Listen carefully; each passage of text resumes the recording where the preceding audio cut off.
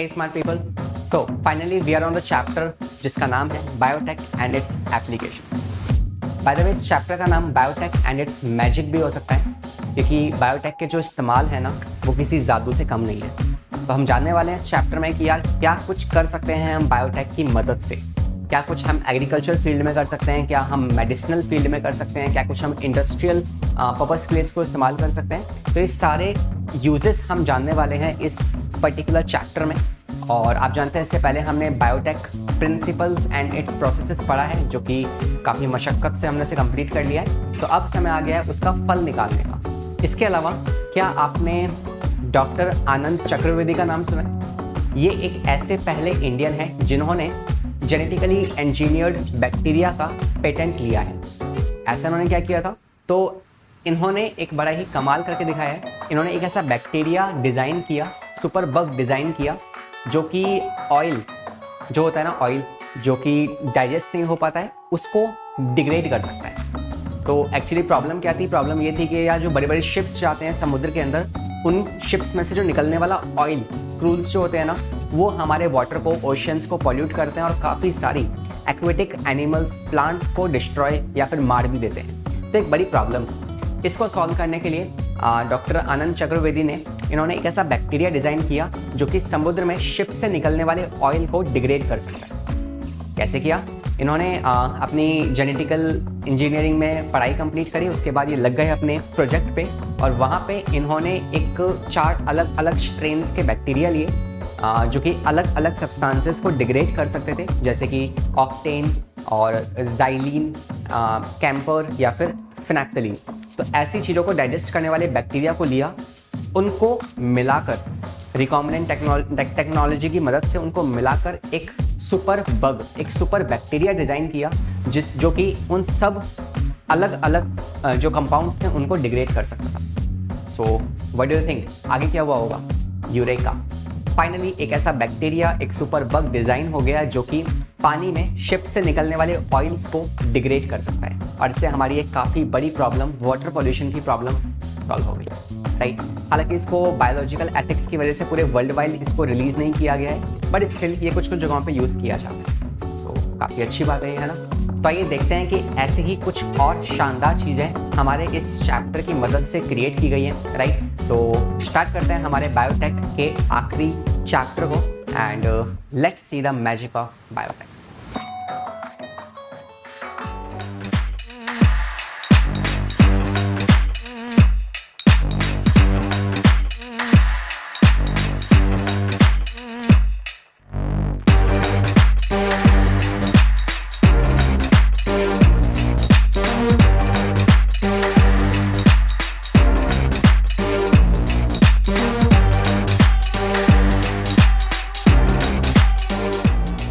चलो भाई बढ़ते हैं आगे, है ना। और ये आप एक पैटर्न देख पा रहे हैं, कितने क्वेश्चंस जो हैं पिछले कुछ सालों में पूछे गए हैं इस पर्टिकुलर चैप्टर से।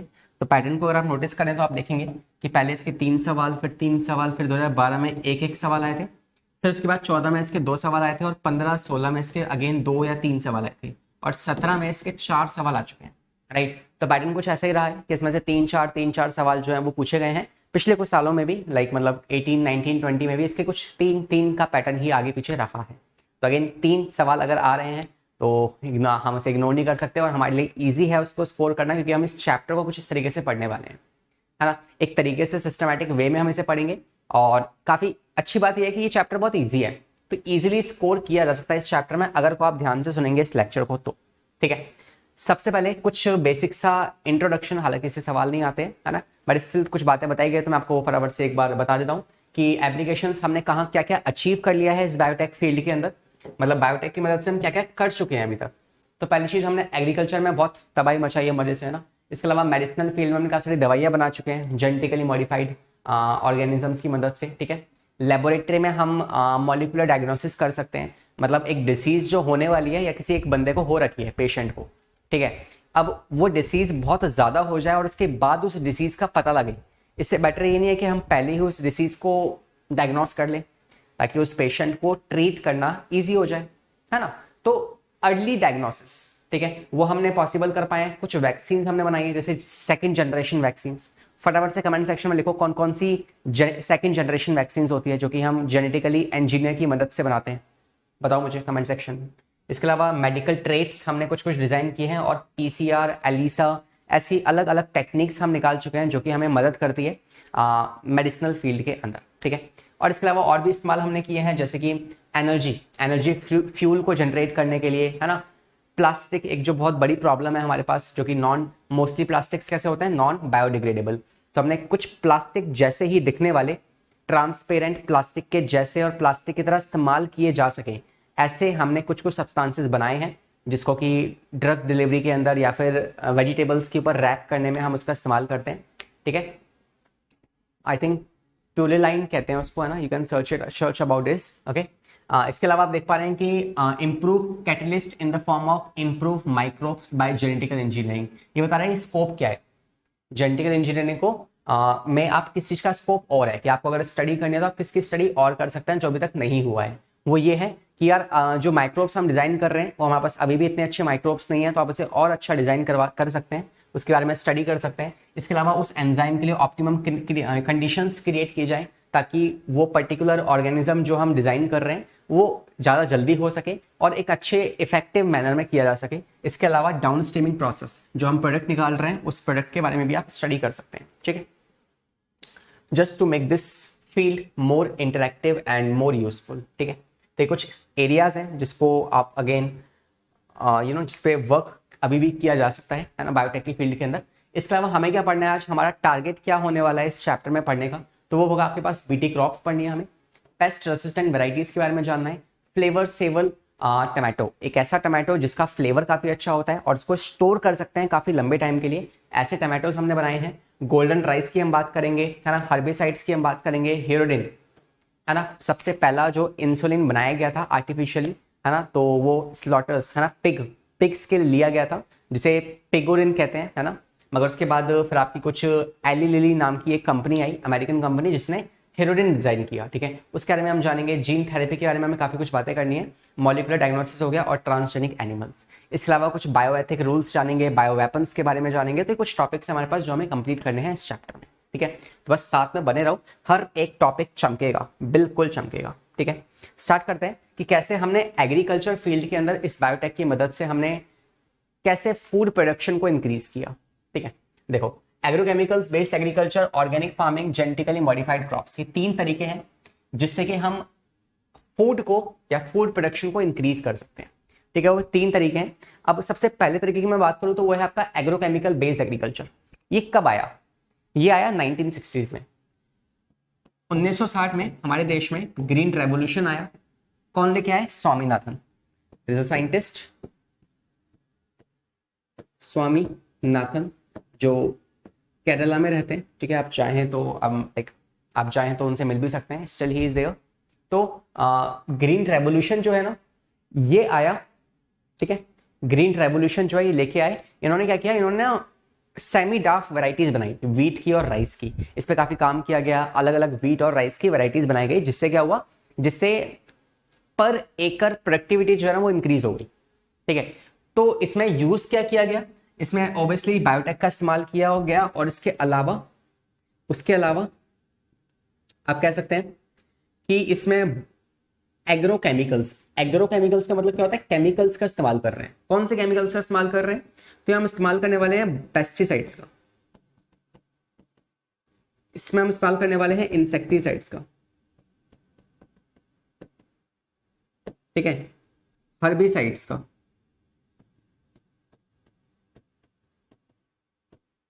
तो ऐसे केमिकल्स का इस्तेमाल करना सिखाया किसने? इन्होंने।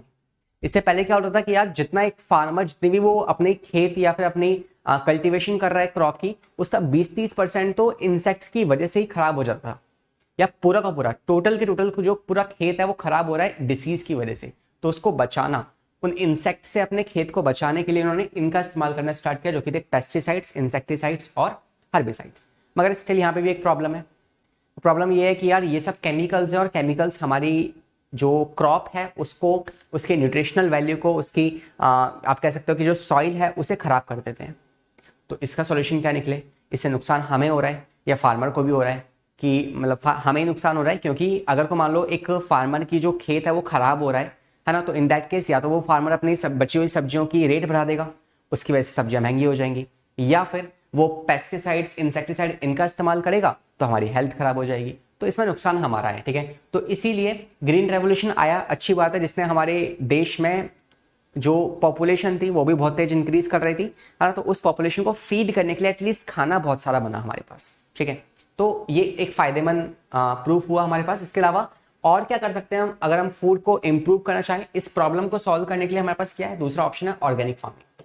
ऑर्गेनिक फार्मिंग जो है, इसमें आप किसी भी तरह के पेस्टिसाइड का इस्तेमाल नहीं करते, किसी तरह के हार्बिसाइड्स का इस्तेमाल नहीं करते, आप सिर्फ और सिर्फ इस्तेमाल करते हैं मैन्योर का। ठीक है, ऑर्गेनिक फार्मिंग नाम में आ रहा है यार, ऑर्गेनिक है तो मतलब आप सिर्फ गोबर का या फिर आप प्रॉपर मैन्योर का इस्तेमाल करोगे या फिर कुछ सीड्स का इस्तेमाल कर सकते हो। ठीक है, तो ऐसी चीजें इस्तेमाल होती है किसमें, ऑर्गेनिक फार्मिंग में। सर इसको क्यों नहीं लगाया हमने पूरे इंडिया में, ये क्यों नहीं अप्लाई हुआ है, बिकॉज ये थोड़ा एक्सपेंसिव है। ठीक है, ऑर्गेनिक फार्मिंग में आप इनका इस्तेमाल नहीं कर रहे तो आपको प्रॉपर बायो फर्टिलाइजर्स का इस्तेमाल करना पड़ेगा, जो कि काफ़ी महंगे होते हैं, और फार्मर्स की कंडीशन आप जानते हैं वैसे भी इंडिया में, है ना, तो वो इसको अफोर्ड नहीं कर सकते इसको, इसलिए हम इसे वर्ल्ड वाइड अभी तक एक्सेप्ट नहीं कर पाए, मतलब इंडिया, पूरे इंडिया में हम इसे एक्सेप्ट नहीं कर पाए। तीसरा ऑप्शन आता है जेनेटिकली मॉडिफाइड क्रॉप्स। अब now this is something which we have to study. तो इस जेनेटिकली मॉडिफाइड क्रॉप्स को हमने लगाया, और इसमें हम क्या करते हैं, इसमें हम जीन्स में कुछ चेंजेस करते हैं जो कि उसके फिनोटाइप और जीनोटाइप में रिफ्लेक्ट हो जाते हैं। ठीक है, तो इसमें हम देखेंगे, हम बात करेंगे बीटी कॉटन के बारे में या बीटी क्रॉप के बारे में। ठीक है, इसमें हम बात करेंगे आपके आरएनए साइलेंसिंग के बारे में, आरएनए इंटरफेरेंस। तो ऐसी कुछ टेक्निक की मदद से हम क्या करते हैं, हम ऐसी टेक्निक की मदद से हम अपना, हमारे पास जो खेत है या जो हमारे पास क्रॉप है, उस क्रॉप को हम इंसेक्ट से, पेस्ट से, हर्बी जो हर्ब्स होते हैं उनसे बचा लेते हैं, without using any pesticide, without using any bio fertilisers, without using any other chemical, हम उसको बचा सकते हैं इन टेक्निक्स की मदद से।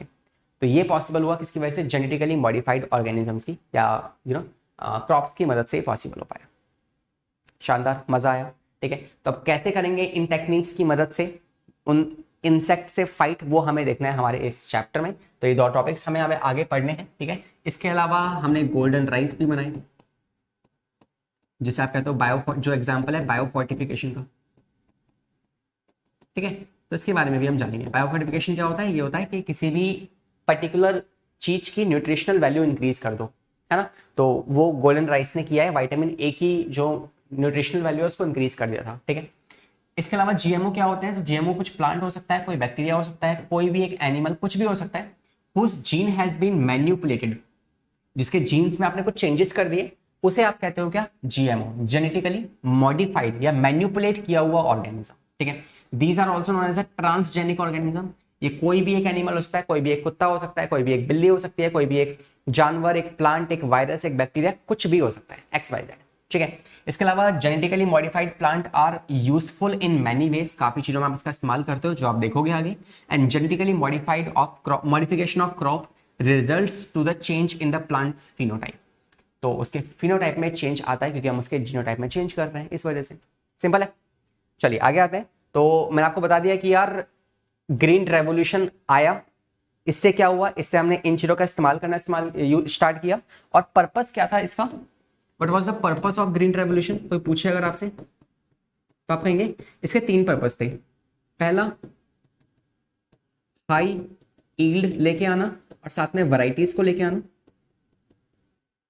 है ना, जो हम क्रॉप उगा रहे हैं उसकी हाई ईल्ड हो, मतलब पर एकड़ उसकी प्रोडक्टिविटी इंक्रीज हो जाए, और इसके अलावा उसकी वैरायटीज भी मिल जाए हमें। दूसरा इसका पर्पस था कि ये मैनेजमेंट लेके आ सके। ठीक है, एग्रीकल्चर फील्ड में एक मैनेजमेंट लाई जा सके, और इसके अलावा इसका पर्पस था कि हम एग्रो केमिकल्स का इस्तेमाल करना स्टार्ट कर दें, एग्रो केमिकल्स का इस्तेमाल करना स्टार्ट कर दें, और तीनों ही पर्पस हमने फुलफिल भी किए। हमने एग्रो केमिकल्स जो कि ये होते हैं इनका इस्तेमाल करना स्टार्ट किया, मैनेजमेंट में हम बेटर हो गए, और साथ में हमने हाई यील्ड वैरायटीज भी प्रोड्यूस करी। ये था ग्रीन रेवोल्यूशन का पर्पस। ठीक है, आगे आ जाओ। क्यों करते हैं हम, GMO is done for what purpose, increase the tolerance of abiotic stress, जैसे कि टेम्परेचर बहुत ज्यादा है, सनलाइट बहुत ज्यादा है, या फिर वाटर की स्कैरिसिटी है, पानी बहुत कम है, ठीक है, रेडिएशंस है, तो इन सब चीजों को कोई भी एक प्लांट झेल पाए, इसीलिए हम एक प्लांट को जेनेटिकली मॉडिफाइड ऑर्गेनिज्म बना सकते हैं, पहला कारण। दूसरा कारण, prevent the post harvesting loss. आपने देखा होगा काफी सारी सब्जियां ऐसी होती है जिसको आपने हार्वेस्ट किया, हार्वेस्ट के बाद आपने उसको रखा, स्टोर किया, और कुछ 3 4 5 दिन तक वो ठीक रहेंगी, उसके बाद खराब हो जाती हैं, तो उसे कहते हैं पोस्ट हार्वेस्ट लॉस। अब उस लॉस को कौन झेलेगा? फार्मर झेलेगा, तो जो अच्छी बात नहीं है ना। तो इससे कैसे बचा जाए वो भी हमें जीएमओ ने बताया, ठीक है। इसके अलावा इंप्रूव न्यूट्रिशनल वैल्यू, जिसे हम कहते हैं बायोफोर्टिफिकेशन। बायोफोर्टिफिकेशन, इसका एग्जांपल है गोल्डन राइस, इसका एग्जांपल है फ्लेवर सेवर टोमेटो, ठीक है। ये एग्जांपल्स पढ़ने हैं हमें। गोल्डन राइस ये भी पढ़ना है, ठीक है। इसके अलावा पेस्ट रेसिस्टेंट वैरायटीज हमने बनाई, जैसे कि आपका आरएनए इंटरफेरेंस की मदद से, ये पढ़ना है हमें, ठीक है। इसके अलावा मिनरल्स यूजेस एफिशिएंसी को इंक्रीज किया, same tailor made plants like fuel, starch, industrial and pharmaceutical companies में, है ना, इनका इस्तेमाल भी किया जाता है, ठीक है।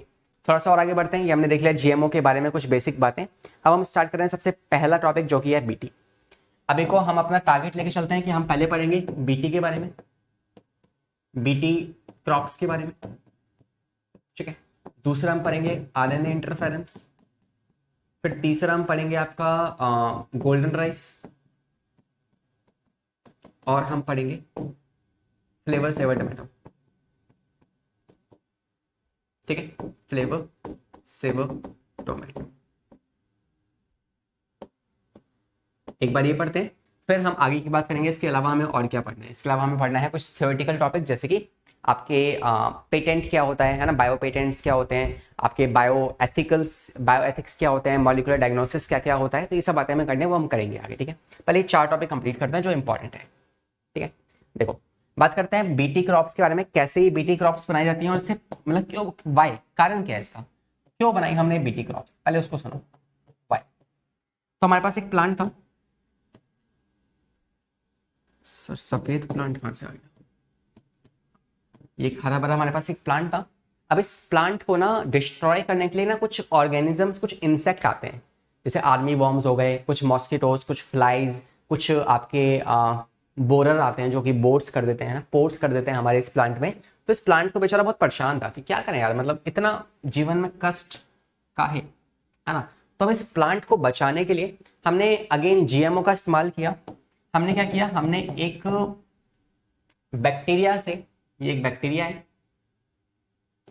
बहुत अच्छा बैक्टीरिया था ये, है ना, इसने हमारी बहुत मदद करी है। तो ये जो बैक्टीरिया है इसका नाम है बैसिलस थुरिनजेनेसिस,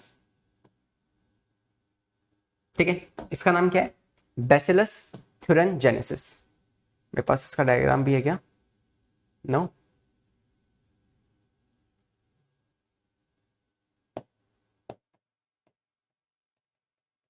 बैसिलस थुरिनजेनेसिस, ठीक है। अब इस बैक्टीरिया का नाम है बैसिलस थुरिनजेनेसिस। हमने इस बैक्टीरिया के पास, पता है, इसकी जो स्पोर स्टेज होती है ना, स्पोर स्टेज, वो अपनी स्पोर स्टेज में ना एक क्रिस्टलाइन इनसोल्यूबल प्रोटीन बनाता है, ठीक है। कैसे बनेगा ये प्रोटीन? तो प्रोटीन का बनने का कारण ये था कि यार इस पर्टिकुलर बैक्टीरिया के पास एक जीन होता है, ठीक है। उस जीन का नाम क्या है? क्रायोजीन। इसका नाम है क्रायोजीन। ये जो जीन है ना, ये जीन क्रिएट करता है प्रोटीन। पता होगा आपको ना सेंट्रल डोग्मा, कि आपके पास डीएनए है, डीएनए क्या होता है? एक सेगमेंट ऑफ जीन होगा, डीएनए के पास एक सेगमेंट ऑफ जीन होगा, उस जीन से क्या बनता है आपका आरएनए, आरएनए से क्या बनेंगे आपके प्रोटीन्स बनेंगे। तो एक प्रोटीन क्रिएट करता है, उस प्रोटीन का नाम भी क्या है? Cryo protein. तो ये एक प्रोटीन क्रिएट करता है, ठीक है। अब ये जो प्रोटीन है ना, ये प्रोटीन एक्चुअली, पहली बात तो ये प्रोटीन एक तरह का प्रोटोटॉक्सिन है, प्रोटोटॉक्सिन, क्या ये एक तरह का प्रोटोटॉक्सिन है? दूसरी बात, ये जो प्रोटीन है ना, ये इनसोल्यूबल है, इनसोल्यूबल क्रिस्टल है। और तीसरी बात, ये इनसोल्यूबल भी है, सॉरी इनएक्टिव है ये। अब ये कोई टॉक्सिन जो है, ये जो टॉक्सिन है ये अभी एक्टिव नहीं है, ये कोई डिसीज या किसी को मार नहीं सकता, ठीक है, तो ये इस तरह का एक प्रोटीन हमारे पास मिल चुका है। अब इस प्रोटीन को हम क्या करेंगे, ये वाला जो जीन था ना हमारे पास, हमने क्या किया, इस जीन को डाल दिया। ये क्या करेगा जीन, कैसा मैजिक करने वाला हो आप देखोगे अभी आप, लेकिन अभी को हमने इस जीन को निकाल के डाल दिया हमारे इस प्लांट के अंदर। ये तो हम कर सकते हैं, बायोटेक में हमने यही तो सीखा है। और क्या सीखा है कि आप एक पर्टिकुलर किसी ऑर्गेनिज्म से, किसी प्लांट या किसी वायरस या किसी बैक्टीरिया से एक जीन को निकाल के किसी दूसरी स्पीशीज के अंदर इंसर्ट कर सकते हो, है ना। तो पहले isolation of our desired gene, है ना, अब उसको निकालो, आइसोलेट करो, निकालने के बाद आप उसे फिर क्या कर सकते हो, रिकॉम्बिनेंट जीन एंजाइम्स की मदद से, आर एंजाइम्स की मदद से, है ना, आप उसे आपस में जोड़ सकते हो, है ना, रेस्ट्रिक्शन एंडोन्यूक्लियस की मदद से आप उसे जोड़ सकते हो, फिर आप उसके स्ट्रेन्स बना के आप उसे मल्टीपल कॉपीज बना सकते हो। तो वैसे हम करके इस वाले क्राई प्रोटीन को डाल देंगे इसके अंदर, ठीक है। तो अब हम मान लेते हैं कि ये क्राई प्रोटीन कहाँ पे आ चुका है, ये क्राई प्रोटीन आ चुका है आपके उस प्लांट के अंदर, ठीक है, उस प्लांट के अंदर। तो भाई अब मैं कहूंगा कि यार ये प्लांट भी क्या करेगा, ये प्लांट भी बनाएगा, क्राई प्रोटीन बनाएगा। क्राई प्रोटीन एक इनएक्टिव टॉक्सिन है, लेकिन जैसे ही ये इनएक्टिव टॉक्सिन जाता है एक एल्कलाइन मीडियम में, हाईली एल्कलाइन पीएच मीडियम में, जैसे ही एंटर करता है ना, ये इनएक्टिव टॉक्सिन जो है ये एक्टिव हो जाता है। इसके साथ दो चीजें होंगी, पहली बात ये हो जाएगा एक्टिव टॉक्सिन, और दूसरी चीज यही वाला जो टॉक्सिन है ये करेगा क्या, ये उस पर्टिकुलर इंसेक्ट के अंदर जाके, ये उस इंसेक्ट के अंदर जाके क्या कर देगा, परफोरेशन, मिडगट के अंदर परफोरेशन कॉज कर देगा, ठीक है। तो मैं कहना कुछ ऐसा चाहता हूं कि मान लो इस प्लांट को अगर किसी पर्टिकुलर इंसेक्ट ने खाया, तो जैसे वो इसे खाएगा ना, तो उसकी बॉडी में कौन जाएगा, भैया प्लांट कौन क्या बना रहा है, ये प्लांट बना रहा है प्रोटीन, क्राई प्रोटीन। प्रोटीन कैसा है, अभी इनएक्टिव है, लेकिन जैसे ही ये आप जानते हैं कि इंसेक्ट्स की मिडगट कैसी होती है, हाईली एल्कलाइन होती है, तो एल्कलाइन पीएच उसे मिलेगा और ये प्रोटीन एक्टिव हो जाएगा, और एक्टिव होते ही काम करना शुरू कर देगा। उस पर्टिकुलर एंजाइम जो इंसेक्ट है उसकी मिडगट की जो एपिथेलियल है उसे खाना स्टार्ट कर देगा, एंड देन फाइनली वो इंसेक्ट मर जाएगा, ठीक है। तो this is how it works. और फाइनली अब हमने क्या किया, हमने इस वाले के अंदर ये वाला फॉरेन जीन इंसर्ट कर दिया, ठीक है, फॉरेन जीन इंसर्टेड, हमने इस प्लांट में ये फॉरेन जीन जो है इंसर्ट कर दिया, जिसकी वजह से क्या हुआ, इसके पास भी क्या आ गया, क्राई प्रोटीन आ चुकी है, क्राई प्रोटीन इसके पास भी आ चुकी है, ठीक है। और अब ये भी कैसा बन चुका है, ये भी आपके पास, आप इसे इस तरीके से बचा लोगे अपने किसी एक पर्टिकुलर इंसेक्ट की मदद से। तो आई होप ये आपको समझ में आया होगा, एक बार से ध्यान से देखो, देख लिया, ठीक है। तो इस तरीके से हम इस पर्टिकुलर प्लांट को बचा रहे हैं कि कोई इंसेक्ट अगर इसे खाएगा तो उसके लिए हमने पहले से इसको एक प्रोटेक्शन दे दिया, हमने इसमें बॉम्ब लगा दिया है। जैसे वो बॉम्ब इसके अंदर जाएगा इंसेक्ट के अंदर, टाइमर शुरू होगा, टाइमर शुरू होते ही चीतड़े हो जाएंगे उसके, ठीक है। तो इस तरीके से हम करते हैं। और आपको ये पता होना चाहिए कि यार जब हम रिकॉम्बिनेशन टेक्नोलॉजी का इस्तेमाल करते हैं ना, तो मान लो अगर हमें कोई जीन किसी दूसरे प्लांट में, किसी इंसेक्ट का या किसी बैक्टीरिया का जीन किसी प्लांट में इंसर्ट करना है, तो उसके लिए हम क्या करते हैं, वेक्टर का इस्तेमाल करते हैं। यहाँ वेक्टर कौन होगा, बिकॉज हम प्लांट की बात कर रहे हैं, तो यहाँ पे वेक्टर होगा आपका टीआई प्लाज्मिड ऑफ एग्रोबैक्टीरियम, ठीक है। तो एग्रोबैक्टीरियम टुमनिफेसियम, इसका टीआई प्लाज्मिड का इस्तेमाल करेंगे हम, ठीक है। वहीं अगर मैं आपसे बोलता कि आप इस वाले जीन को इंसर्ट करो किसी एनिमल के अंदर, तो एनिमल के लिए हम कौन से वेक्टर का इस्तेमाल करते हैं, तो वो होता है रेट्रोवायरस, ठीक है। और वहीं किसी बैक्टीरिया में ट्रांसफर करना तो उसके लिए हम इस्तेमाल करते हैं प्लाज्मिड का, ठीक है। तीनों आपको पता होना चाहिए, हमने सीख चुके हैं किसमें, पिछले वाले चैप्टर के अंदर, ठीक है। तो ये वाली बात क्लियर होगी आपको। अब ऐसे ही हमने जिस तरीके से इस प्लांट को बचाया, तो ऐसे हम बहुत सारे प्लांट्स को डिजाइन कर चुके हैं, ठीक है। वो कौन कौन से प्लांट्स हैं उसकी बात कर लेते हैं, लिस्ट क्या है वो। तो अगर बात करूँ आपसे बीटी क्रॉप्स की लिस्ट, कौन कौन से बीटी क्रॉप्स हम बना चुके हैं, तो हम डिजाइन कर चुके हैं बीटी कॉटन, हम डिजाइन कर चुके हैं BT potato, BT tomato, BT brinjal, BT मेज, इसके अलावा बीटी मूंग, ठीक है। ये सारी क्रॉप्स हमारे पास है जो हम डिजाइन कर चुके हैं with the help of this particular biotechnology, ठीक है। तो ये बन गया आपके इंसेक्ट रेसिस्टेंट वैरायटी बन के तैयार हो चुकी है, ठीक है। इसमें से हमने अभी तक किसकी हमें परमिशन मिली है यूज करने के लिए, वो है आपके पास सिर्फ और सिर्फ कॉटन की।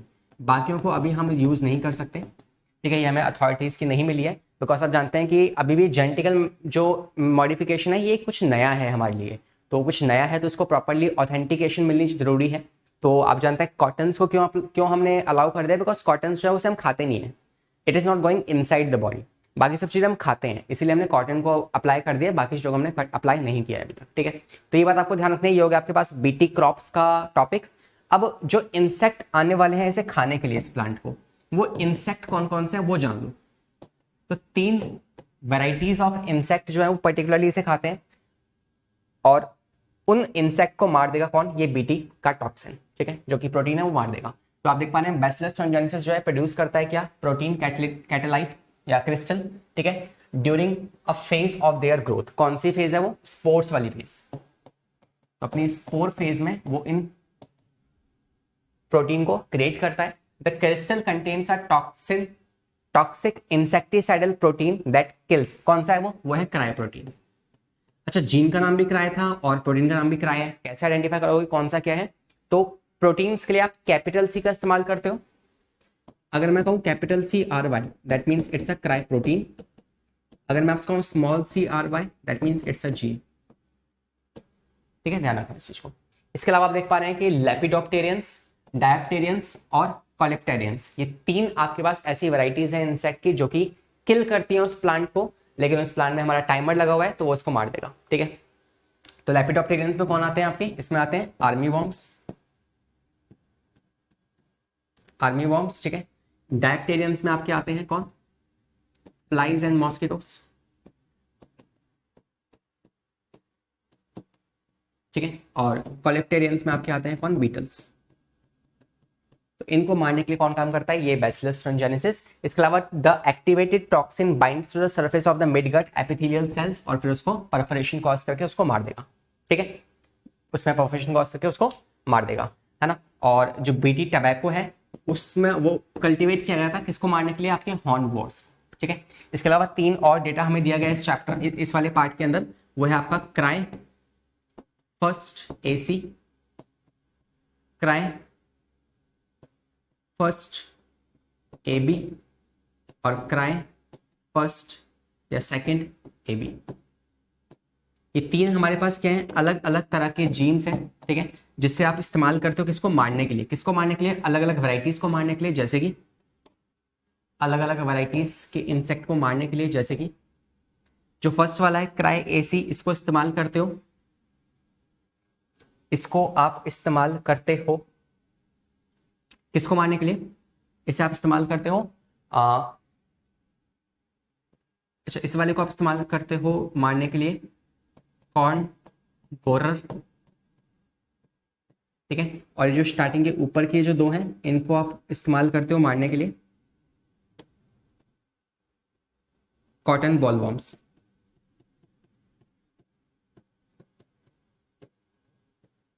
ठीक है। तो ये डेटा भी आपको याद रखना है, ये एनसीईआरटी का डेटा है जिसमें सवाल आ चुके हैं पहले कि कौन से जीन को हम कौन से पर्टिकुलर इंसेक्ट को मारने के लिए इस्तेमाल करते हैं, ठीक है। तो क्राई फर्स्ट AB को मारने के लिए इस्तेमाल करते हैं किसको, कॉर्न बोरर को। Cry first AC and cry second AB इसको इस्तेमाल करते हैं किसके लिए, कॉटन बुलवॉर्म को मारने के लिए हम इसका इस्तेमाल करते हैं, ठीक है। तो shall we complete this BT topic, है ना, दैट इज बैसिलस थ्रिंजेंसिस। आते हैं नेक्स्ट पे जो कि है RNA साइलेंसिंग या फिर RNA इंटरफेरेंस। इसकी बात करते हैं ये कैसे काम करता है। तो अब देख पा रहे हैं पेस्ट रेसिस्टेंट वैरायटीज अब हमें बनानी है, ठीक है। इससे पहले क्या बनाई हमने, इससे पहले हमने बात की है आपके इंसेक्ट रेसिस्टेंट वैरायटीज के बारे में। अब हम बात करेंगे पेस्ट रेसिस्टेंट वैरायटीज के बारे में। आइए जानते हैं कैसे काम करती है। सबसे पहले इसमें हमारे पास एक ना नेमाटोड होगा। नेमाटोड्स क्या होते हैं आपके, एस्के हेलमिंथीज, राउंड वॉर्म्स। तो एक हमारे पास राउंड वॉर्म है जो हमारे प्लांट को ना अगेन खाने के लिए आ जाता है। इतने मतलब भूखे हैं ये इंसेक्ट के, हर प्लांट को देखा खाने आ जाते हैं, तो हम परेशान है इससे, है ना। तो हमने क्या किया, हमने अगेन GMO का इस्तेमाल किया। हमने मेलोडीगाइनी इनकॉग्निटो नाम का एक हमारे पास क्या है, ये एक तरह का नेमाटोड है जो कि टबैको प्लांट की जो रूट्स है ना उस पे अपना एक्शन करता है। तो 3 सवाल आएंगे, पहला नाम बताओ, ये पहला सवाल बन सकता है, ठीक है। दूसरा सवाल, ये है कौन? ये नेमाटोड है एक तरह का, इससे नीट में पीवाईक्यूज आ भी चुके हैं कि मेलोइडी गाइनी इनकॉग्निटो क्या है, एक तरह का नेमाटोड है या फिर राउंड वॉर्म है, ठीक है।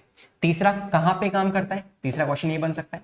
चौथा क्वेश्चन, टबैको प्लांट के कौन से वाले पार्ट पे काम करता है, तो वह है रूट वाले पार्ट। क्या करता है रूट्स में? रूट नोड्यूल्स की फॉर्मेशन करते थे। प्रॉब्लम क्या है ना, एक्चुअली देखो टबैको प्लांट वैसे भी ना हर कोई ग्रो नहीं कर सकता, इसके लिए प्रॉपर ऑथेंटिकेशन चाहिए होती है। अब जो लोग इस टबैको प्लांट को ग्रो कर रहे हैं वो काफी टैक्स दे रहे होंगे गवर्नमेंट को इस चीज के लिए, ठीक है। अब उनके भी अगर कोई इंसेक्ट आके उनकी क्रॉप को भी खराब कर जाए तो कितना भारी नुकसान होता होगा इस चीज को। तो इसको बचाने के लिए हमने कुछ सॉल्यूशन निकाला। सॉल्यूशन क्या है कि it can be prevented by using the RNA interference, है ना। इंटरफेरेंस का मतलब क्या होता है? रोक देना। कहते हैं ना मेरी बातों के बीच में इंटरफेयर मत किया कर, तू मारूंगा खिंचा के दे, है ना, ऐसे बोलते हैं ना। तो इंटरफेयर मतलब रोको, बीच में टोको मत मुझे। तो ऐसे हम क्या करेंगे, हम इसके आरएनए को इंटरफेयर कर देंगे बीच में। आरएनए क्या करता है आप जानते हैं? डीएनए से बनता है आरएनए, आरएनए से बनते हैं क्या? प्रोटीन्स। बॉस सोचो, अगर हमने आरएनए को इंटरफेयर कर दिया तो प्रोटीन्स नहीं बन पाएंगे, प्रोटीन्स नहीं बन पाएंगे तो वो इंसेक्ट भी जिंदा नहीं रह पाएगा, है ना। यही हम करने वाले हैं इस पर्टिकुलर टेक्निक के अंदर कि उसके आरएनए को इंटरफेयर कर देंगे, हम बीच में टोक देंगे, ठीक है। Process which is check by the silencing, silencing कर देंगे हम इसके अंदर, ठीक है। इसलिए इसे हम आरएनए साइलेंसिंग भी कहते हैं।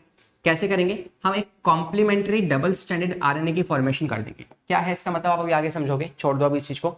Next, double standard RNA binds and prevents translation, तो ये भी मैं आपको आगे बता दूंगा अभी, ठीक है।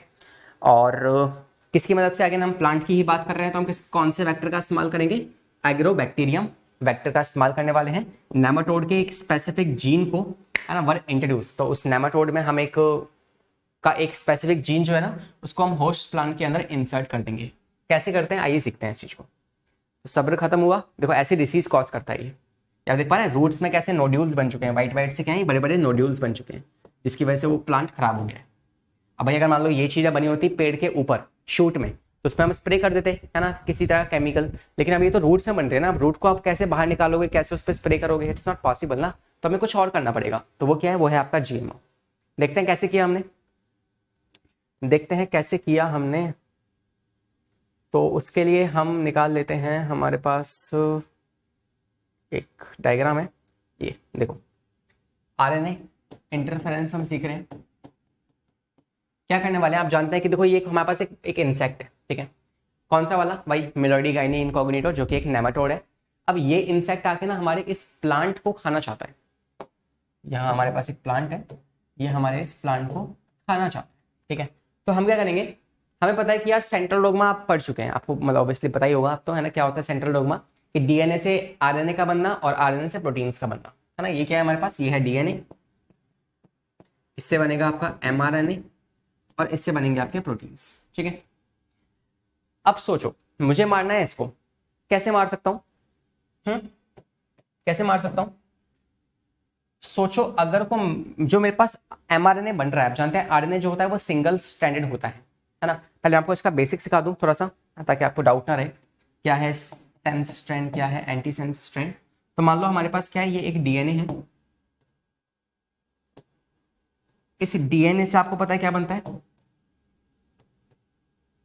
ना। मैं अगर इस डीएनए को थोड़ा सा जूम करके दिखाऊं तो आई कैन से कुछ ऐसी सी कहानी चल रही है इसमें कि इसमें ये होगा डीएनए, इसमें से आप जानते हैं क्या बनता है, एमआरएनए बन के बाहर निकल जाता है इस तरीके से। ये है हमारा एमआरएनए, ठीक है, एमआरएनए।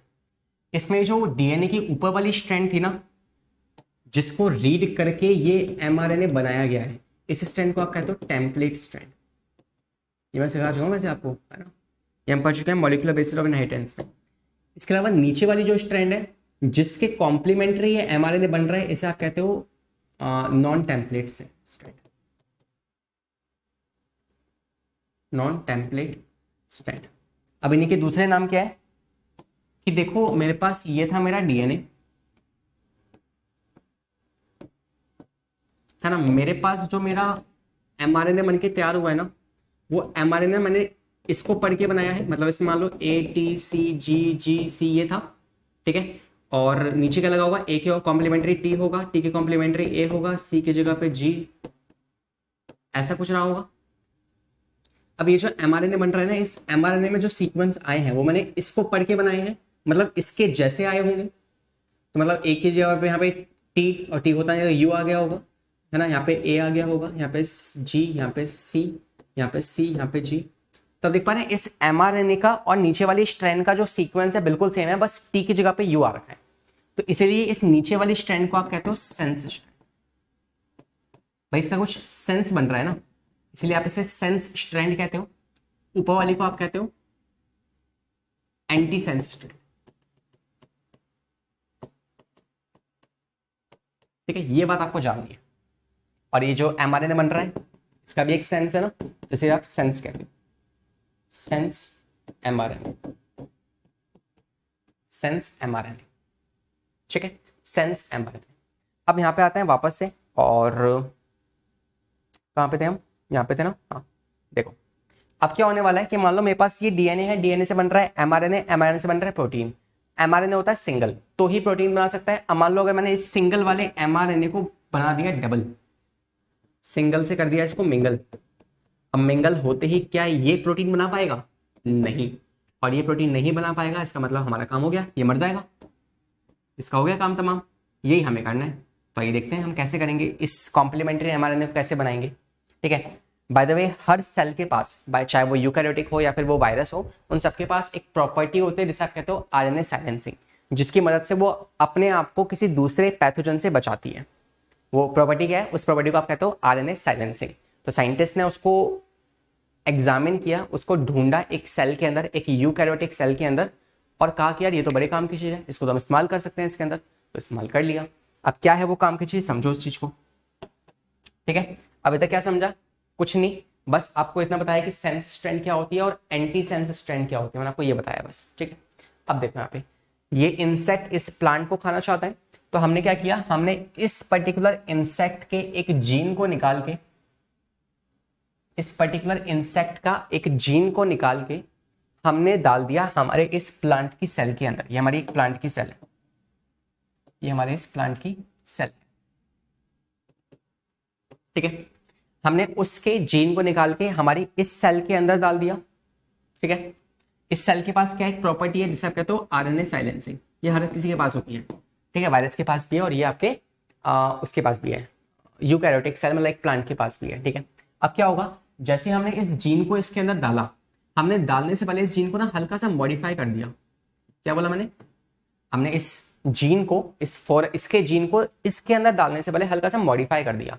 मॉडिफिकेशन से क्या हुआ, जो डीएनए था, जीन क्या है? डीएनए का एक सेगमेंट है। जो डीएनए था, वो डीएनए जो आपका एमआरएनए बनाएगा, वो कितना एमआरएनए बनाता है? एक ही सिंगल एमआरएनए बनाता है ना। जो डीएनए होता है वो क्या करता है, वो एक सिंगल एमआरएनए बनाता है। लेकिन हम जैसे कि इसको मॉडिफाई कर चुके हैं, तो इस बार इसके दो एमआरएनए बनेंगे। एक होगा नॉन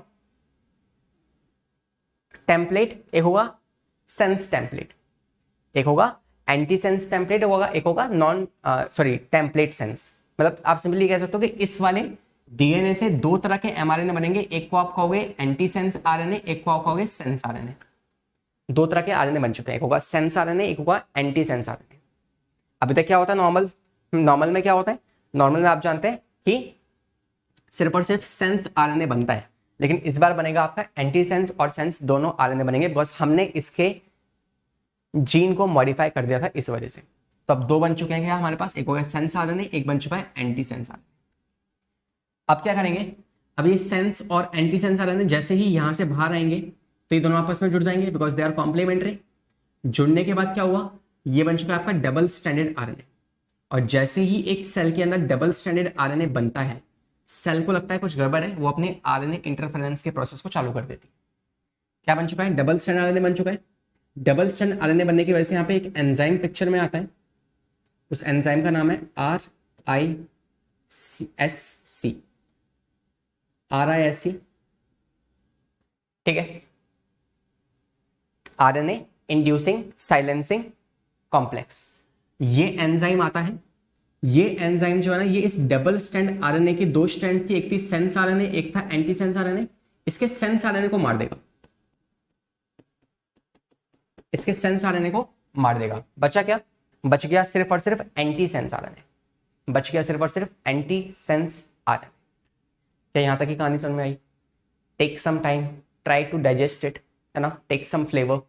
तो वापस से रिपीट करूं, एक फॉरेन जीन को निकाला हमने, निकाल के डाल दिया इस प्लांट सेल के अंदर, प्लांट सेल को हमने हल्का सा मॉडिफाई कर दिया उस जीन को, ठीक है। तो इससे क्या बने, दो तरह के आरएनए बने, एक बना एंटीसेंस, एक बना सेंस आरएनए।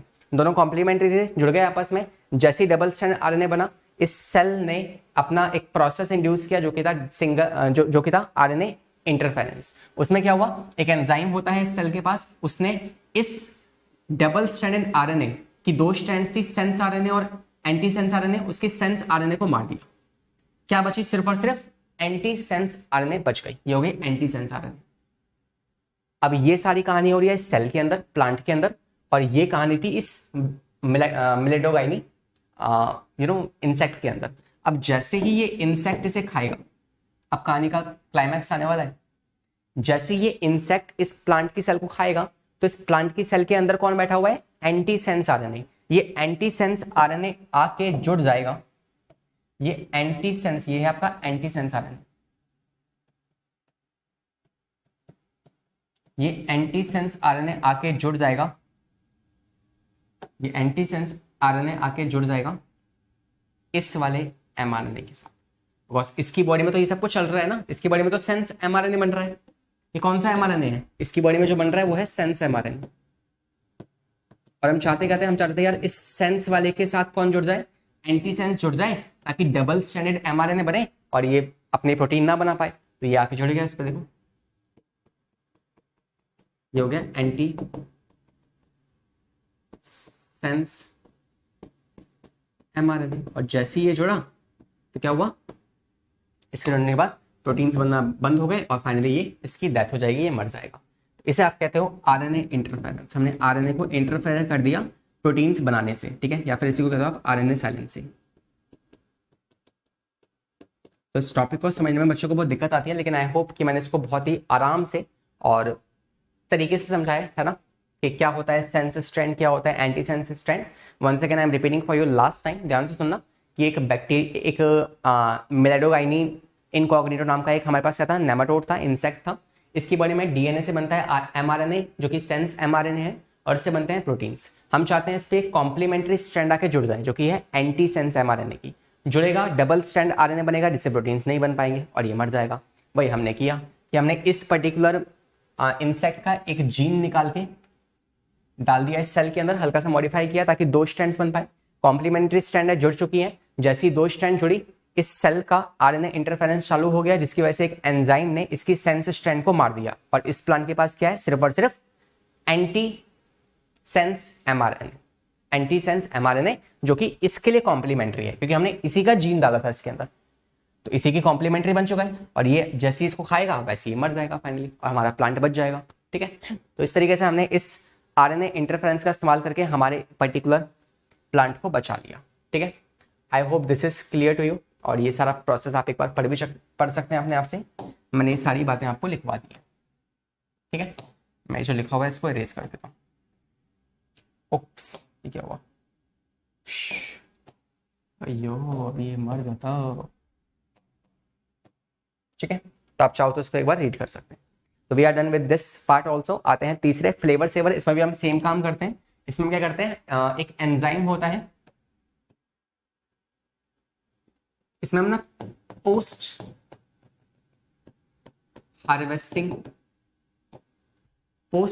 हार्वेस्टिंग से बचाते हैं।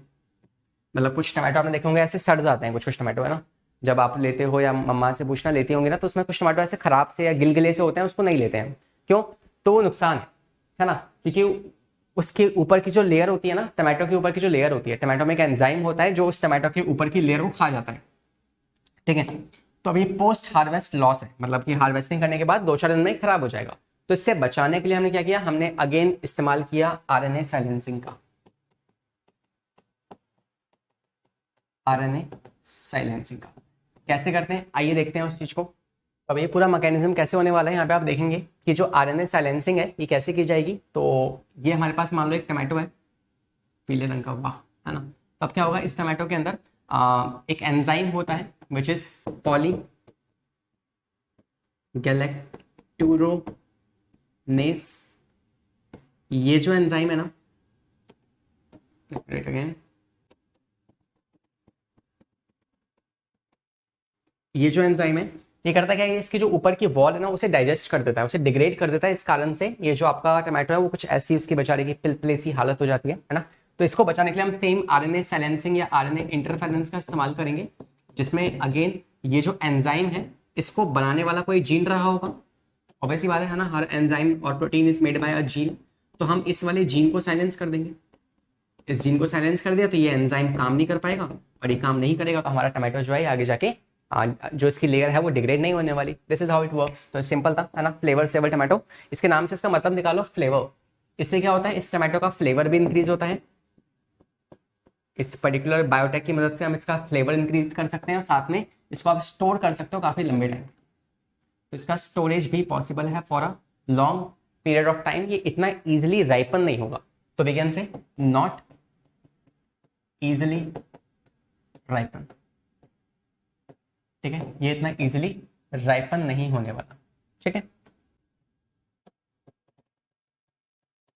ओके। तो we are done with this flavour saver. आते हैं नेक्स्ट गोल्डन राइस पे। देखो प्रॉब्लम क्या थी, गोल्डन राइस को हमने क्यों बनाना पड़ा, कि हमारे इंडिया में ना काफी लोग थे जिनको विटामिन ए की डेफिशिएंसी होती थी। और क्या होता है विटामिन ए की डेफिशिएंसी से, इससे होता है नाइट ब्लाइंडनेस। इससे होता है क्या, नाइट ब्लाइंडनेस। अब इस डिसीज से काफी सारे लोग जो है सफर कर रहे थे। अब हमने देखा कि यार काफी सारे लोग हैं जो प्रॉपर्ली फ्रूट्स खरीद के नहीं खा पाते, तो एक काम करते हैं, हम राइस के अंदर ही डाल देते हैं क्या, ऐसे मिनरल न्यूट्रिशन जो कि इस डिसीज को कॉज करते हैं। मतलब विटामिन ए को हमने नॉर्मल चावल, बिकॉज हर आदमी चावल खाता ही खाता है ना, तो you know rice is the major source of food in India, major source of carbohydrate. तो हमने क्या किया, हमने नॉर्मल राइस के अलावा हमने नॉर्मल राइस को कन्वर्ट कर दिया गोल्डन राइस के। गोल्डन राइस, अब वो जो आप देख पा रहे हैं ना गोल्डन कलर की राइस, ही कोई कलर नहीं है, इस पे हमने कोई कलर नहीं किया, ये ओरिजिनली ऐसे होते हैं। क्यों होते हैं आपको पता होना चाहिए कि यार जो आपके पास विटामिन ए है ना, उसका प्रिकर्सर कौन होता है, विटामिन ए का प्रिकर्सर जो है वो होता है बीटा कैरोटीन। वो होता है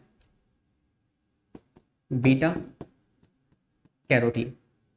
अब हम क्या करेंगे, हम ये बीटा कैरोटीन जो है ना, इस बीटा कैरोटीन को इंसर्ट, बीटा कैरोटीन को बनाने वाला एक जीन है ना, जो कि हमने एक प्लांट से एक्सट्रैक्ट किया है। उस प्लांट का नाम क्या है, डैफोडिल।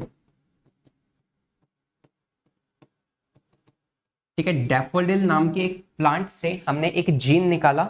उस जीन को जो क्या है, जो कि बीटा कैरोटीन को बना सकता है। उस बीटा कैरोटीन से क्या बनेगा, आगे जाके आपका विटामिन ए बनेगा। तो हम इसी वाले जीन को डाल देंगे एक पैडी, एक राइस के प्लांट के अंदर इंसर्ट कर देंगे। राइस के प्लांट के अंदर हमने इसको इंसर्ट कर दिया। तो अब क्या होगा, ये जो जीन है ना, which is responsible for beta carotene, और ये प्लांट जो है इसमें क्या होगा, बीटा कैरोटीन होगा ना। इसमें जो राइस आने वाले हैं उस राइस में क्या होगा, बीटा कैरोटीन होगा। और आप जानते हैं कि हमारी बॉडी में लिवर है जो ये काम करता है, जो कि हमारी बॉडी के अंदर, जैसे हम राइस खाएंगे, राइस में क्या है, बीटा कैरोटीन है, तो हमारा लिवर जो है वो इस बीटा कैरोटीन को कन्वर्ट कर देगा किसके अंदर, आपके विटामिन ए के अंदर। तो वी कैन से हम एक पॉइंट और लिख सकते हैं यहाँ पे कि जो राइस होते हैं, सॉरी जो हमारा लिवर है, it convert beta carotene into vitamin A. तो ये जो बीटा कैरोटीन है ये हमारे लिवर जो है इसको कन्वर्ट करता है विटामिन ए के अंदर। तो इस तरीके से हमने गोल्डन राइस बनाए। और फाइनली जो लोग हैं जो कि प्रॉपर्ली फ्रूट्स भी नहीं खा पाते, तो एक्चुअली उनको राइस से ही क्या मिल जाएगा, विटामिन ए मिल जाएगा with the help of this golden rice. ठीक है, तो ये हमने डिजाइन किए थे गोल्डन राइस इस तरीके से। तो इस एंजाइम, इस वाले प्लांट का नाम ध्यान रखना, इससे क्वेश्चन आ सकता है। दूसरा, इसमें हम कौन सी टेक्निक इस्तेमाल कर रहे हैं, एडिशन ऑफ जीन का। तो आप देख रहे हैं हम जीन को ऐड भी कर सकते हैं और जीन को सब्ट्रैक्ट भी कर सकते हैं। गोल्डन राइस में एडिशन ऑफ जीन हुआ है, फ्लेवर सेवर में सब्ट्रैक्शन ऑफ जीन हुआ है। इसमें सब्ट्रैक्शन ऑफ जीन का हमने इस्तेमाल किया है। ठीक है, इससे पहले आपका आरएनए इंटरफेरेंस में भी क्या किया था हमने, यहाँ पे भी आपका सब्ट्रैक्शन ऑफ जीन का इस्तेमाल किया, या हम कहते हैं इसमें आरएनए साइलेंस किया था हमने, इसमें साइलेंसिंग की थी। ठीक है, तो we are done with these 4 topic जो हमने स्टार्टिंग में टारगेट लिया था। ये 4 टॉपिक हमारे हो चुके हैं। अब आएंगे आपके नेक्स्ट टॉपिक पे जो कि है मॉलिक्यूलर डायग्नोसिस, ये हम कर चुके हैं। अब नेक्स्ट हमें पढ़ना है इंसुलिन के बारे में, मॉलिक्यूलर डायग्नोसिस के बारे में, और इसके अलावा हम पढ़ेंगे किसके बारे में, मॉलिक्यूलर डायग्नोसिस हो गया। इसके अलावा हम पढ़ेंगे बायोएथिक्स के बारे में। ठीक है, मॉलिक्यूलर डायग्नोसिस में हम पढ़ लेंगे आपकी 2 चीजें, एक होगा आपका एलिसा और एक पीसीआर, ये इसकी बात कर लेंगे हम। ठीक है, और बायोएथिक्स के बारे में और पेटेंट के बारे में। ठीक है, starting with the insulin one. सबसे पहले स्टार्ट करते हैं इंसुलिन। ये बहुत छोटे से टॉपिक है ना, फटाफट से हो जाएंगे हमारे। फिर हम कुछ मूव करेंगे क्वेश्चंस की तरफ। ठीक है, देखो ध्यान से बात करते हैं इंसुलिन के बारे में। तो यार इसकी जो सबसे पहली आर्टिफिशियल इंसुलिन बनाया गया था ना, वो बनाया गया था पिग्स या फिर काऊ के स्लॉटर से, राइट। तो एक्चुअली सीन क्या था कि लाइक बहुत टाइम पहले हम ऐसा सोचते थे कि यार, वैसे आपको बता दूं कि इंडिया जो है it is the largest diabetic capital. तो काफ़ी ज़्यादा पूरे वर्ल्ड में सबसे ज़्यादा डायबिटिक पेशेंट्स जो हैं वो आपको इंडिया में ही मिलेंगे, और आज के टाइम पे सबसे ज़्यादा इंडिया में ही है, राइट। तो अब इस प्रॉब्लम को सॉल्व करने के लिए यार काफ़ी सारे लोग डायबिटीज़ से प्रॉब्लम से फेस कर रहे हैं। तो उनकी बॉडी में इंसुलिन की कमी हो रही है। इस चीज़ को सॉल्व करने के लिए हमने जीएमओ की मदद से या फिर जेनेटिकल इंजीनियरिंग की मदद से हमने इंसुलिन, आर्टिफिशियल इंसुलिन बनाना स्टार्ट किया। ठीक है, सबसे पहले टाइम पे क्या करते थे हम, पिग्स या फिर काउ, इनसे हम इनका जो इंसुलिन है उसको हम बाहर निकालते थे, इनका इंसुलिन को एक्सट्रैक्ट करते थे, राइट, और उसको हम ह्यूमन के अंदर फिर डाल देते थे। ठीक है, उसको फिर हम ह्यूमंस के अंदर इंसर्ट किया करते थे। लेकिन इससे प्रॉब्लम क्या थी, इससे 2 प्रॉब्लम थी। पहली, आप जानते हैं कि यार पिग्स या फिर काऊ का अगर हम इंसुलिन निकालेंगे और उसको हमारी ह्यूमंस की बॉडी के अंदर डालेंगे तो it's going to be a foreign antigen foreign reaction हो जाएगी इस केस में। तो इसलिए पहली चीज यहाँ पे एलर्जिक रिएक्शन हमें फेस करने को मिलती थी। काफी सारे ह्यूमंस को इससे क्या होती थी, एलर्जिक रिएक्शन हो जाती थी, एलर्जिक रिएक्शंस। ठीक है, और दूसरा, हम कितने बड़े एक्सटेंट पे इस चीज को, मतलब पिग्स का या फिर काऊ को मार के उनका इंसुलिन निकालना, इसको हम कितने बड़े एक्सटेंट पे कर सकते हैं, नहीं कर सकते।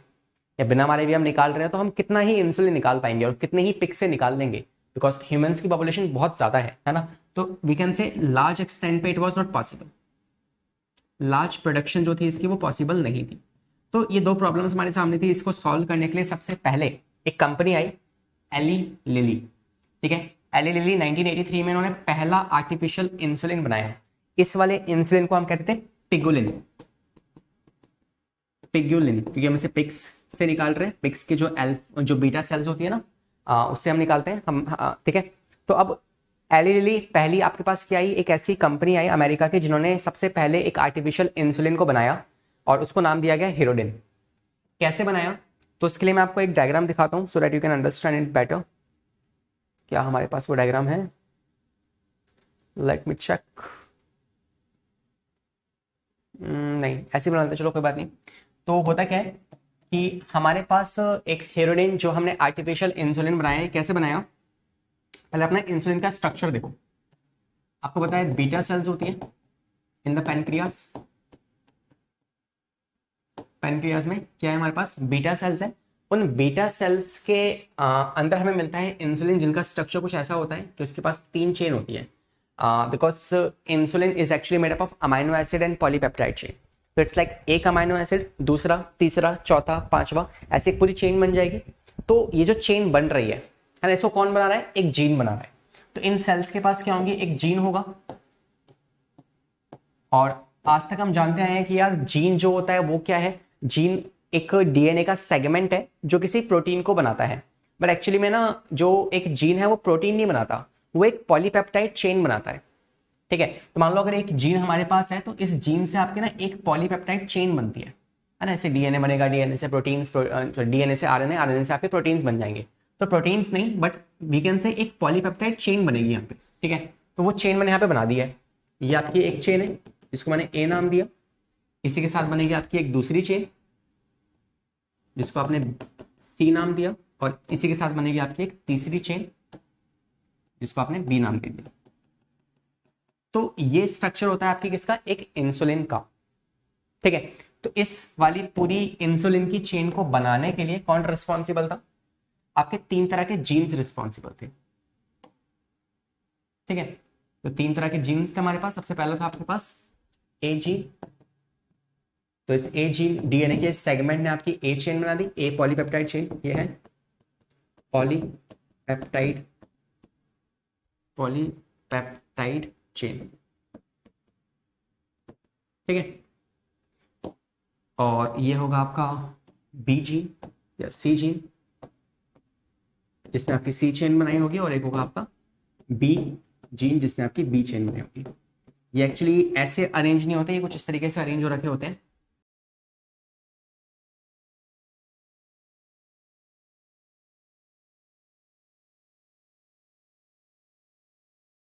ये ना इस तरीके से कुछ अरेंज हो रखे होते हैं ऐसे कॉइल शेप में, और ये जुड़े होते हैं दो, ये ए और सी चेन जो है जुड़े होते हैं आपस में डाइसल्फाइड बॉन्ड से, ठीक है। डाइसल्फाइड बॉन्ड से जुड़े होते हैं। This is the structure of insulin. अब ये जो स्ट्रक्चर है ना इंसुलिन का, ये कैसा, ये इमेच्योर इंसुलिन है। ये है तो इंसुलिन ही, मगर कैसा, इमेच्योर। कैसा इंसुलिन है, ये इमेच्योर इंसुलिन है। अब इस वाले इंसुलिन को हम कन्वर्ट करते हैं किसमें, मैच्योर में। हमारी बॉडी के अंदर क्या होता है, एंजाइम होता है जो इस पर्टिकुलर, जो ये हमारे पास सी चेन है ना, इस सी चेन को सेपरेट, अलग कर देता है, ठीक है। ये होगी आपकी ए चेन, ये होगी आपकी बी चेन, ठीक है। अब होगा क्या, यहां पे आप देखोगे कि एक एंजाइम होगा जो कि इसको अलग कर देगा, ठीक है। तो हमारे पास क्या बच जाएगी, हमारे पास सिर्फ और सिर्फ बच जाएगी, ये हो गई आपकी सी ए चेन, और ये हो गई आपकी बी चेन, ठीक है। तो ये दो पॉलीपेप्टाइड चेन आपस में जुड़ी होंगी किससे,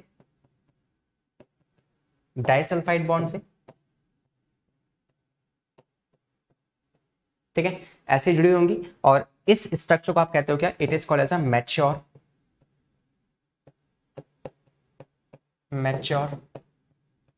इंसुलिन, ठीक है।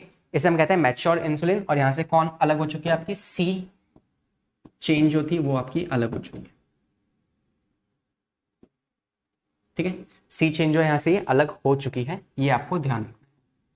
तो इस तरीके से आपका बनता है बॉडी के अंदर एक मैच्योर इंसुलिन। अब यही चीज सेम हमने ट्राई की किस तरीके से, आपके नॉर्मली जनरली हमने क्या सोचा, हमने एक्सपेक्ट किया होगा हम कैसे बना सकते हैं इस इंसुलिन को।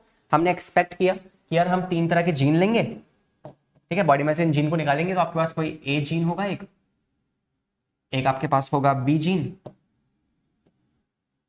सॉरी सी जीन, और एक आपके पास होगा क्या, तीसरा वाला विच इज बी जीन। हम इन 3 जीन को निकालेंगे। इन 3 जीन की मदद से हम क्या करेंगे, 3 तरह की चेन बनाएंगे।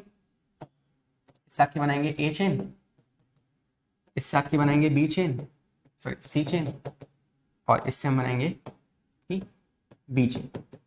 और फिर हम क्या करेंगे, हम इन चेन्स को आपस में जोड़ देंगे,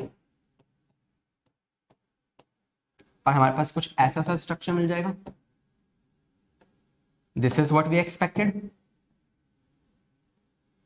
this is what we expected.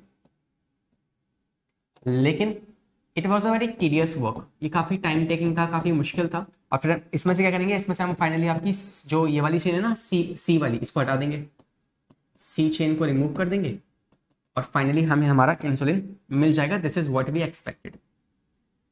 हमने ऐसा कुछ एक्सपेक्ट किया था,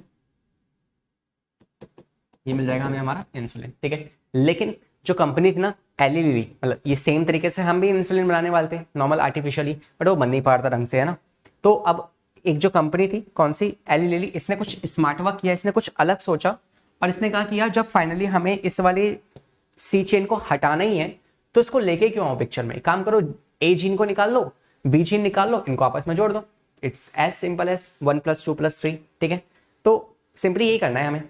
तो इस एली लिली ने क्या किया, इन्होंने 1983 में 2 इस तरीके से जीन्स लिए, ठीक है। इन्होंने 2 इस तरीके से जीन्स लिए, एक ए और दूसरा वाला बीजी, है ना, और इनको आपस में जोड़ दिया, जस्ट एज सिंपल। ठीक है, और फाइनली क्या मिल गया हमें इस तरीके से,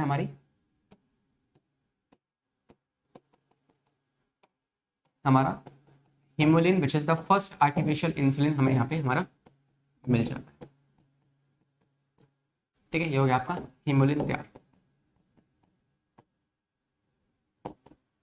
ठीक है, तो इस तरीके से फर्स्ट आर्टिफिशियल इंसुलिन बनाया गया किसकी मदद से, एक कंपनी जिसने का नाम था इलीली, इस कंपनी के नाम से सवाल आते हैं, अमेरिकन कंपनी थी, 1983 में इसको बनाया था। तो आप देख पा रहे हैं insulin contains of 2 short polypeptide chain, जिसे आप कहते हो चेन ए और चेन बी। ठीक है, linked by the disulphide bridge से वो लिंक हो रखी होती है। इसके अलावा मैमल्स में जो इंसुलिन है is synthesised by a prohormone containing the extra C peptide. तो एक एक्स्ट्रा सी पेप्टाइड बन जाती है। ठीक है, और C peptide is absent in the mature insulin. Initial या फिर इमैच्योर स्टेज में सी चेन प्रेजेंट होती है, मगर बाद में मैच्योर इंसुलिन में वो अलग हो जाती है। ठीक है, और is remove by the maturation of insulin, जैसे वो इंसुलिन मैच्योर होगा वो रिमूव हो जाएगी। Earlier insulin was produce from the pancreas of slaughtered cattles या फिर pig, but some patients begins develop allergic. इस वजह से हमने इसको नहीं कर पाया, हमने कुछ नया तरीका जो है वो इनिशिएट या फिर बनाया। ठीक है, तो कैसे बनाया आप देख सकते हैं कि रिकॉम्बिनेंट डीएनए टेक्नोलॉजी की मदद से mass production and the safe और मोर इफेक्टिव थेराप्यूटिक ड्रग्स वो है वो पॉसिबल हो पाए। ठीक है, production from non human source causes the unwanted immunological responses. अगर आप किसी पिग या फिर किसी काउ का इंसुलिन लेके आ रहे हो तो क्या करेगा, वो एलर्जिक रिएक्शंस कॉज कर देगा। बट रिकॉम्बिनेंट थेराप्यूटिक्स जो होते हैं ये किसी तरह की प्रॉब्लम क्रिएट नहीं करते, बिकॉज वो कोई नॉन ह्यूमन सोर्स नहीं है। ठीक है, at present 30 recombinant therapeutic have been approved, out of 12 are being marketed in India। तो अभी तक टोटल 30 recombinant therapeutics ड्रग्स बनाए जा चुके हैं, उसमें से 12 जो है वो इंडिया में मार्केट हो चुके हैं। ठीक है, तो ये एक डेटा है जो आपको याद रखना है एनसीईआरटी के अकॉर्डिंग, इससे भी क्वेश्चन आपका बन सकता है। ठीक है, तो ये डेटा आपको ध्यान रखना है। ये हम बना चुके हैं आपका इंसुलिन जो कि था हिमोलिन, ये हम पढ़ चुके हैं। ठीक है, आपका this is what it is clear. ये हेरोडिन यहाँ पे है ना, ये कुछ अलग से आ गया है, दिस इज नॉट हेरोडिन, इसको रिमूव कर दो। ठीक है, तो हिमोलिन हमने देख लिया किस तरीके से बनाई जाती है, and we have talk about it कि किस तरीके से इसको फर्स्ट टाइम कौन सी कंपनी ने इसको डिजाइन किया था। ठीक है, तो एनीथिंग एल्स, हिमोलिन। ठीक है, तो we are done with this, and अब आते हैं नेक्स्ट टॉपिक जो कि हमारे पास कौन, gene therapy. Gene therapy is very important, इससे सवाल आते हैं और इसमें हमारे पास एक केस स्टडी भी दी गई है, और वो केस स्टडी काफी इंपॉर्टेंट है। कह रहे gene therapy it's a method to correct the gene defect in a child या फिर एक एम्ब्रियो। इसमें होता क्या है कि यार देखो, कोई हमारे पास कोई डिसीज है ना, जेनेटिकल डिसऑर्डर है जिसको हम ट्रीट नहीं कर सकते, बिकॉज ऑब्वियसली यार अगर कोई ऐसी बीमारी हो जिसको हम ठीक कर सकते हैं, बॉडी के अंदर रिप्लेस कर सकते हैं, तो दैट इज पॉसिबल। मगर जीन थेरेपी या फिर कोई जीन से जेनेटिकली रिलेटेड कोई अगर डिसऑर्डर है उसे कैसे ठीक करोगे आप? हमारी बॉडी के अंदर कितने ट्रिलियंस ऑफ सेल्स हैं, उन हर एक ट्रिलियन ऑफ सेल में से आप उस जीन को निकाल के उस जीन को रिप्लेस तो नहीं कर सकते। तो जेनेटिकल डिसऑर्डर्स को कैसे ठीक किया जाए, इसके लिए हमारे पास क्या है, इसके लिए हमारे पास है जीन थेरेपी। अब now how this gene therapy works, तो इसके बारे में हम बात करते हैं, है ना। इसके लिए एक केस स्टडी दी गई है जो कि है आपके पास 4 साल की एक बच्ची है, उसके अंदर उस बच्ची को एक प्रॉब्लम थी, दैट वाज SCID। ठीक है, दिस वाज द प्रॉब्लम जो कि एक इम्यूनो डेफिशिएंसी डिसऑर्डर होता है। ठीक है, कौन सा, SC, that means severe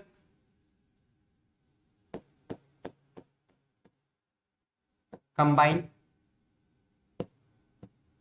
immuno deficiency disorder. ठीक है, इसमें क्या होता है, इसमें किसी एक पर्सन का ना इम्यून सिस्टम बहुत वीक पड़ जाता है। अब इम्यून सिस्टम किसकी वजह से बनता है आप जानते हैं, 2 तरह की हमारे बॉडी में इम्यून सिस्टम्स होते हैं। एक होता है आपके पास कौन सा, सेल मेडिएट इम्यून सिस्टम, एक होता है आपके पास यू कैन से एंटीबॉडी या सेल मेडिएट इम्यूनिटी, और दूसरी होगी कौन सी आपके पास, ह्यूमोरल इम्यूनिटी। ठीक है, which is antibody immunity. This humoral immunity comes from B lymphocytes, B lymphocytes. ठीक है, और ये जो है आपकी आती है टी लिम्फोसाइट्स। ठीक है। तो अब ये जो बी लिम्फोसाइट्स है, अब इसकी उस पर्सन की बॉडी के अंदर, उस पेशेंट की बॉडी के अंदर जो कि इस बीमारी से सफर कर रहा है, उसको क्या होगा, उसको बॉडी में बी लिम्फोसाइट्स नहीं बन पाएंगी। This is what the problem is in front of us. ये प्रॉब्लम है हमारे साथ। अभी जेनेटिकली ऐसा हो रहा है कि उसकी बॉडी में ये बी लिम्फोसाइट्स नहीं बन पा रही हैं। अब क्या सॉल्यूशन है इसका? तो एक तो सॉल्यूशन ये हो सकता है कि यार आप उसका बोन मैरो ट्रांसप्लांटेशन कर दो, बिकॉज आपको पता है कि यार जो बी लिम्फोसाइट्स है या फिर टी लिम्फोसाइट्स, इन्हें बनाने वाला है कौन हमारी बॉडी के अंदर? This is the bone marrow, this is what we have, bone marrow. इस बोन मैरो के अंदर ही आप जानते हैं कौन बनती है आपकी लिम्फोसाइट्स। अभी लिम्फोसाइट्स टी लिम्फोसाइट्स होंगी या फिर आपकी बी लिम्फोसाइट्स होंगी, इसको डिसाइड कौन करता है? तो वो है थाइमस। ठीक है, जो आपके पास एक ग्लैंड है। नॉर्मल हमारे पास क्या है, लिम्फोसाइट्स है जो कहां बन रही है, जो बन रही है आपके इस बोन मैरो में। लेकिन अगर को इसी बोन मैरो में वो लिम्फोसाइट्स मैच्योर हो जा रही है, तो this kind of lymphocytes are called as a B lymphocytes. लेकिन को अगर ये वाली जो लिम्फोसाइट्स यहाँ पे बनी है, ये लिम्फोसाइट्स यहाँ से ब्लड के थ्रू मूव करके पहुंच जाती है थाइमस के अंदर, और थाइमस में जाके ये क्या हो रही है, आप कह सकते हो मैच्योर हो रही है। देन वी कैन से वो वाली जो लिम्फोसाइट्स बनेंगी वो कौन सी होंगी? वो होंगी आपकी टी लिम्फोसाइट्स, टी लिम्फोसाइट। अब यहाँ पे क्या होता है, यहाँ पे किसी कारण की वजह से जो लिम्फोसाइट्स है वो मैच्योर नहीं हो पाती है ना। इस पर्टिकुलर डिसीज के अंदर एससीआईडी में क्या होता है, इन एससीआईडी जो लिम्फोसाइट्स हैं वो मॉडिफाई या फिर मैच्योर नहीं हो पाती है, मॉडिफाई या फिर मैच्योर नहीं हो पाती है। This is what the problem is faced in this SCID. ये प्रॉब्लम हो जाती है। ठीक है, तो अब जब वो मैच्योर ही नहीं हो पा रही तो उस पर्सन को उस बॉडी के अंदर क्या होगा, इम्यूनो डेफिशिएंसी हो जाएगी। अब वो पर्सन जो है प्रॉपर्ली इम्यून सिस्टम उसका स्ट्रांग नहीं है। ठीक है, तो इसी को ट्रीट करने के लिए अब उसे कैसे ठीक करें, है ना। अब या तो हमें एक काम करना पड़ेगा कि इसकी पूरी बोन मैरो जो है ना उसको ट्रांसप्लांट करना पड़ेगा, है ना, उसको स्टार्टिंग से निकाल के उसे ठीक करना पड़ेगा। अगर कोई एक पर्सन जो है वो बड़ा हो चुका है, ठीक है, तो in that case it's very difficult कि उसके आप बोन मैरो को निकालो, उसको वापस से आप ट्रीट करो, फिर वापस डालो, फिर कुछ टाइम बाद वापस निकालो, फिर ट्रीट करो, फिर कुछ डालो, तो इट्स वेरी डिफिकल्ट। ठीक है, तो पहली चीज तो हम इस वाली बीमारी को ठीक कर सकते हैं कब? एम्ब्रियोनिक स्टेज में। इट्स वेरी इजी, बच्चों में या फिर एम्ब्रियोनिक स्टेज में इस डिसीज को ठीक किया जा सकता है। बिकॉज बड़े होने के बाद तो आप जानते हैं कि बहुत सारी सेल्स, बहुत सारी कॉम्प्लेक्सिटीज बन चुकी है, तो एम्ब्रियोनिक स्टेज में इसको ट्रीट कर लेते हैं। बट ये भी एक प्रॉब्लम है इंडिया में खासकर, है ना, कि कोई पेरेंट्स या कोई कपल जो है वो जब उनका बेबी होने वाला है, वो प्लान कर रहे हैं बेबी को, तो उसको जेनेटिकल या जीन थेरेपी तो दूर की बात है, मतलब जेनेटिकल डिसऑर्डर्स को ट्रीट करना तो दूर की बात है, वो पहले ये पता लगाते हैं कि यार सेक्स क्या है बेबी का, मेल है या फीमेल है ना। जेनेटिकल इंजीनियरिंग की मदद से उसका डायग्नोसिस करवाना ये तो दूर की बात है, तो कोई करवाता ही नहीं है। ठीक है, बट स्टिल यहाँ पे अगर हम बात करें तो ये करवाना चाहिए, है ना। एंड दिस इज व्हाट, अगर कोई ऐसी डेफिशिएंसी होगी भी, कोई डिसऑर्डर ऐसा होगा भी, तो वो अर्ली स्टेज पे ही ट्रीट किया जा सकता है, आगे जाके नहीं कर सकते उसको। ठीक है, तो we can see here the gene are inserted into the person cells और the tissue treated at a hereditary disease. तो उस पर्सन के सेल्स को ट्रीट करना पड़ेगा हमें। It compensates for the non functional gene. ठीक है, first clinic gene therapy in 1990s was given to 4-year-old girl जो कि किससे बीमारी से कर रही थी, उसकी बॉडी में एडिनोसिन डी अमाइनेज डेफिशिएंसी थी। और ये क्या है एडिनोसिन डी अमाइनेज डेफिशिएंसी? ये जो आप देख पा रहे हैं ना, लिम्फोसाइट्स मैच्योर नहीं हो पा रही है, ये मॉडिफाई नहीं हो पा रही है।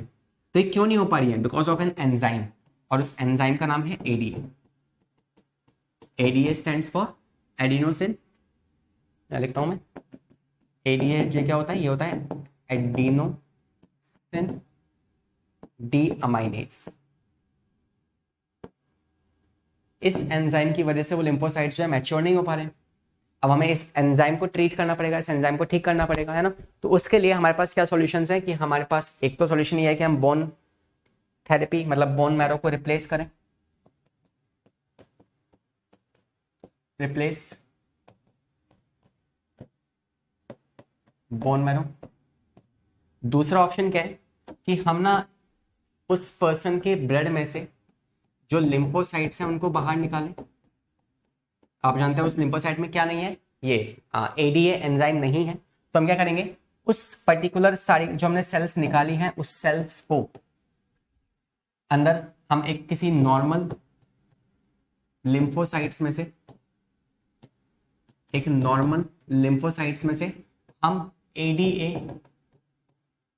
एंजाइम इंसर्ट कर देंगे, जिसकी वजह से क्या होगा, अब ये जो हमारे पास सेल्स हैं लिम्फोसाइट्स से कैसे बन चुके हैं, नॉर्मल, इसमें एंजाइम इंसर्ट हो चुका है, नॉर्मल जीन इंसर्ट हो चुका है, तो we can say ADA gene inserted. मैं आपसे क्या कहता, मैं कहता था आपसे कि इस पर्टिकुलर बॉडी के अंदर एडीए एंजाइम नहीं है, एडीए एंजाइम आप किसने बनाया होगा, एक जीन ने बनाया होगा, तो वो जीन ही नहीं था, इस वजह से एडीए एंजाइम नहीं बन पाया, इसलिए इस वजह से लिम्फोसाइट्स मैच्योर नहीं हो पाई। तो उसी एंजाइम की मैं बात कर रहा हूँ, उसको किसी दूसरे पर्सन की बॉडी में से उस एंजाइम को निकाल के यहाँ पे इंसर्ट करें और फाइनली उस एडीए जो लिम्फोसाइट्स हैं इनको वापस से उस बॉडी के अंदर डाल दें। लेकिन यहाँ पे भी हमारे पास प्रॉब्लम क्या है, यहाँ पे प्रॉब्लम ये है कि ठीक है सर, हमने उसकी लिम्फोसाइट्स को निकाल के उसमें एंजाइम इंसर्ट किया, वापस डाल दिया, तो अब क्या होगा, आप देखेंगे कि उस ब्लड के अंदर लिम्फोसाइट्स बनना स्टार्ट हो जाएंगी, ठीक है, टी लिम्फोसाइट्स, बी लिम्फोसाइट्स बनना स्टार्ट हो जाएंगी, इम्यूनिटी आ जाएगी। लेकिन वो इम्यूनिटी जो आएगी वो सिर्फ और सिर्फ कुछ दिन की मेहमान होगी, क्योंकि आप जानते हैं कि जो लिम्फोसाइट्स होती है ना, वो कैसी होती हैं, लिम्फोसाइट्स आर मोर्टेल, वो मर जाती हैं, उनकी कुछ हफ्तों की ही लाइफ साइकिल होती है, तो एक हफ्ते के बाद वो सारी सेल्स मर जाएंगी, तो वो एंजाइम्स भी किसी काम का नहीं रहेगा, फिर वापस से हमें सारी सेल्स निकालनी पड़ेंगी, वापस से हमें सारी सेल्स को ट्रीट करना पड़ेगा, फिर वापस डालना पड़ेगा, और इस पूरे प्रोसेस को हमें पीरियोडिकली रिपीट करना पड़ेगा, it has to be repeated periodically, इस पूरे प्रोसेस को पीरियोडिकली हमें रिपीट करना पड़ेगा, बार बार उस पर्सन के साथ ऐसा करना पड़ेगा, तो इट्स वेरी टीडियस। तो इसका एक ही इलाज है कि आप उस पर्सन को एम्ब्रियोनिक स्टेज में जीन थेरेपी देके इस चीज को ट्रीट करवा सकते हैं। आप पढ़ सकते हैं इसके आगे कि this is the cause due to the deletion of a gene called as adenosine deaminase. इस एंजाइम के डिलीशन, इस जीन के डिलीट होने की वजह से उसकी बॉडी में एंजाइम नहीं बन पाता। It can be cured by the bone marrow transplantation और by the enzyme replacement therapy, that is injection of ADA. उसको इंजेक्शन दिए जाए एडीए के, लेकिन वो भी कैसा करना पड़ेगा, हमें बार बार करना पड़ेगा, बिकॉज जो लिम्फोसाइट्स हैं वो एक स्पेसिफिक टाइम तक ही जीवित रह पाती हैं, उसके बाद वो मर जाती हैं, ठीक है। इसलिए आप देख पा रहे हैं, but these are not completely curative, आप इसे प्रॉपर्ली क्योर नहीं कर पाओगे, है ना, इसको आप प्रॉपर्ली क्योर नहीं कर सकते हो, ठीक है। It's just a treatment. क्या डिफरेंस है ट्रीटमेंट और क्योर में? क्योर इज अ परमानेंट, इसको आपने जड़ से उखाड़ दिया, और ट्रीटमेंट मतलब कि आप उसे कुछ टाइम के लिए ठीक कर रहे हो, ठीक है। तो it's just a treatment, not a completely cure. तो एंजाइम रिप्लेसमेंट थेरेपी जो मैंने आपको अभी बताया, ये वाला है ना, ये एंजाइम रिप्लेसमेंट थेरेपी, एक तो ये है, और दूसरा क्या है, एंजाइम रिप्लेसमेंट थेरेपी, ठीक है। ये दो सॉल्यूशंस हैं इसके। इसके अलावा ये तो ट्रीटमेंट हो गए। क्योर की बात करें तो आपको क्या करना पड़ेगा, एम्ब्रियोनिक स्टेज में ही उसके अंदर जीन इंसर्ट करना पड़ेगा। तो gene therapy for ADA deficiency में क्या होगा, collect the lymphocyte from the patient blood and grow in the culture, introduce a functional ADA and complementary DNA into the lymphocytes using a retrovirus, because हम animals की बात कर रहे हैं इसलिए हम किसका इस्तेमाल कर रहे हैं, retrovirus का, ठीक है। and they are turned to a patient and they should be periodically repeated as a lymphocytes are not mortal। lymphocytes जो है वो immortal नहीं होती, वो एक टाइम के बाद मर जाती हैं, इसलिए आपको इसको बार बार रिपीट करना पड़ेगा, है ना। if the ADA gene from the marrow cells is introduced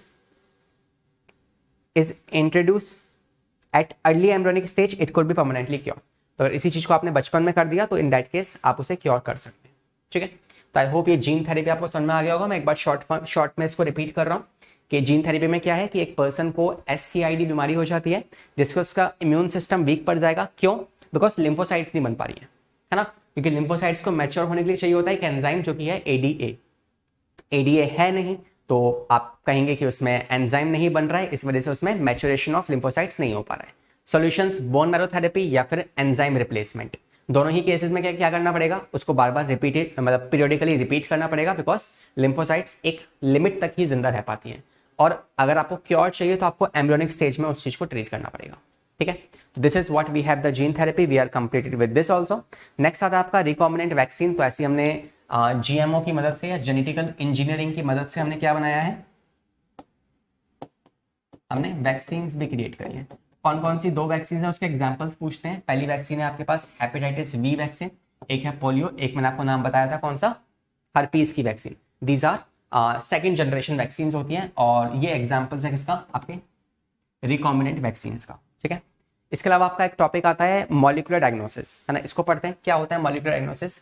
तो इट्स वेरी सिंपल कि मान लो कोई डिसीज है किसी को, अब वो डिसीज हम क्या करते हैं, जब हमें सिम्टम्स आते हैं ना तब हम उस डिसीज का डायग्नोसिस करवाते हैं। और सही बात भी है ना कि मतलब जब तक सिम्टम्स ही नहीं आ रहे हैं, हमें पता ही नहीं है कोई डिसीज है कि नहीं है हमारी बॉडी के अंदर, तो बट एक प्रॉब्लम भी है कि यार हमें सिम्टम्स कब आते हैं, what is incubation period if you remember. तो एक किसी वायरस, किसी बैक्टीरिया, किसी पैथोजन का हमारी बॉडी में एंटर करना और इसका फर्स्ट सिम्टम आना, इसके बीच का जो अंतराल है, जो समय है ना, उसे आप कहते हो क्या, इंक्यूबेशन पीरियड। और इस समय पे वो पैथोजन हमारी बॉडी में बहुत ज्यादा प्रोलिफरेट कर चुका होता है, बहुत ज्यादा ग्रो कर चुका होता है। तो सिम्टम्स आने के बाद अगर हम डायग्नोसिस करा रहे हैं तो उस बीमारी को ठीक होने में समय लगेगा। लेकिन वही सोचो अगर हमने उस बीमारी को उस समय पे दिखा लिया होता, डायग्नोस कर लिया होता जब वो बैक्टीरिया, वो पैथोजन हमारी बॉडी में एंट्री ली थी, तो ये कितना अच्छा रहता है ना। तो हम उसको उसका ट्रीटमेंट जल्दी चालू कर पाते, हम जल्दी ठीक हो पाते, है ना। तो इसी चीज के लिए हमारे पास क्या है, अर्ली डायग्नोसिस या फिर मॉलिक्यूलर डायग्नोसिस, जिससे कि हम उस पर्टिकुलर एंजाइम का पता लगा सकते हैं एट द अर्ली स्टेज। तो उसके लिए 2 टेक्निक्स हैं, एक है आपके पास पीसीआर, एक आपको पढ़ना है एलिसा, है ना। एक होगा पीसीआर, एक होगा एलिसा। बात करते हैं पहले पीसीआर की। पीसीआर में क्या क्या करते हैं हम, पीसीआर में आप देखेंगे कि हमने किसी पेशेंट का ब्लड सैंपल लिया, किसी पेशेंट का ब्लड सैंपल लिया, उस ब्लड सैंपल को हम ऐसे टेस्ट ट्यूब में रखेंगे, नीचे आप जानते हैं फॉर्म्ड एलिमेंट्स आ जाएंगे, फॉर्म्ड एलिमेंट्स आ जाएंगे, ठीक है। अब इन फॉर्म्ड एलिमेंट्स को हम भेज देंगे, इस सैंपल को, थोड़े से सैंपल जो है ना, इसको हम पीसीआर के लिए भेजेंगे, which is polymerase chain reaction.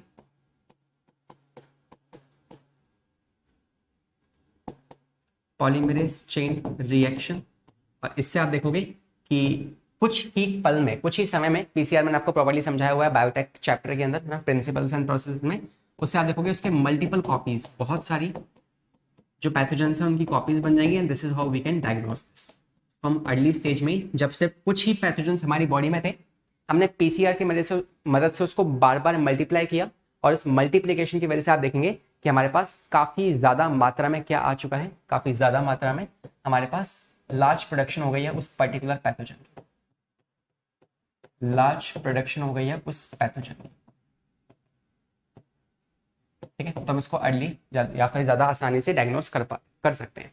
पहले क्यों नहीं कर पा रहे थे, बिकॉज उसकी बहुत कम मात्रा हमारे पास थी, अब बहुत ज्यादा है, तो इसलिए हम इसको इजिली डायग्नोस कर पा रहे हैं, ठीक है। तो ये हो गया आपका पीसीआर का टॉपिक। ऐसे होता है एलिसा। एलिसा में आप एग्जाम्पल लिख सकते हो, what is ELISA, it is enzyme linked immuno सोर्बेंट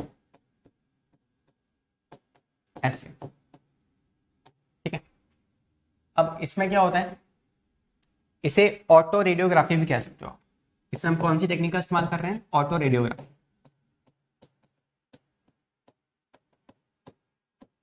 इसमें हम ऑटो रेडियोग्राफी का इस्तेमाल कर रहे हैं।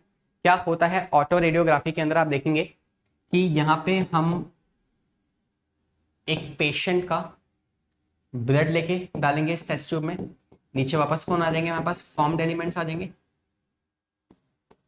नीचे वापस से फॉर्म्ड एलिमेंट्स हमारे पास इकट्ठे हो जाएंगे, ठीक है।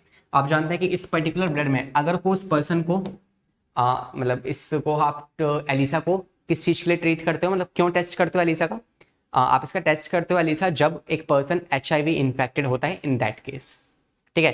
देखो होने क्या वाला है, अब इसी सैंपल में क्या होगा, इसी सैंपल में आपके पास कुछ एंटीबॉडीज भी होंगी,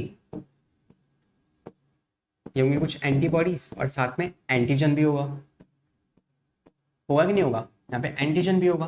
बिकॉज हमें डाउट है कि यार उस पर्सन की बॉडी के अंदर 8 HIV का या फिर ट्यूबरक्लोसिस का वायरस आ चुका है, ठीक है। बैक्टीरिया जो है उसके एंटीजन्स आ जाएंगे इस ब्लड के अंदर। अब हम इसे रखेंगे इस तरीके की प्लेट के अंदर, इस तरीके की प्लेट के अंदर। यहाँ पे हमने क्या कर दिया, यहाँ पे पहले से ना हमने कुछ प्रीसेट एंटीबॉडीज लगा दी, मान लो ये HIV को डिटेक्ट करने वाली, मतलब HIV के अगेंस्ट बनने वाली ये कुछ एंटीबॉडीज थी। ये हमें शक भी किस चीज का है, हमें शक है इसी का कि उसके अंदर क्या होगा, HIV का वायरस होगा। तो हमने इसकी कुछ प्रीसेट एंटीबॉडीज लगा के रख दी है।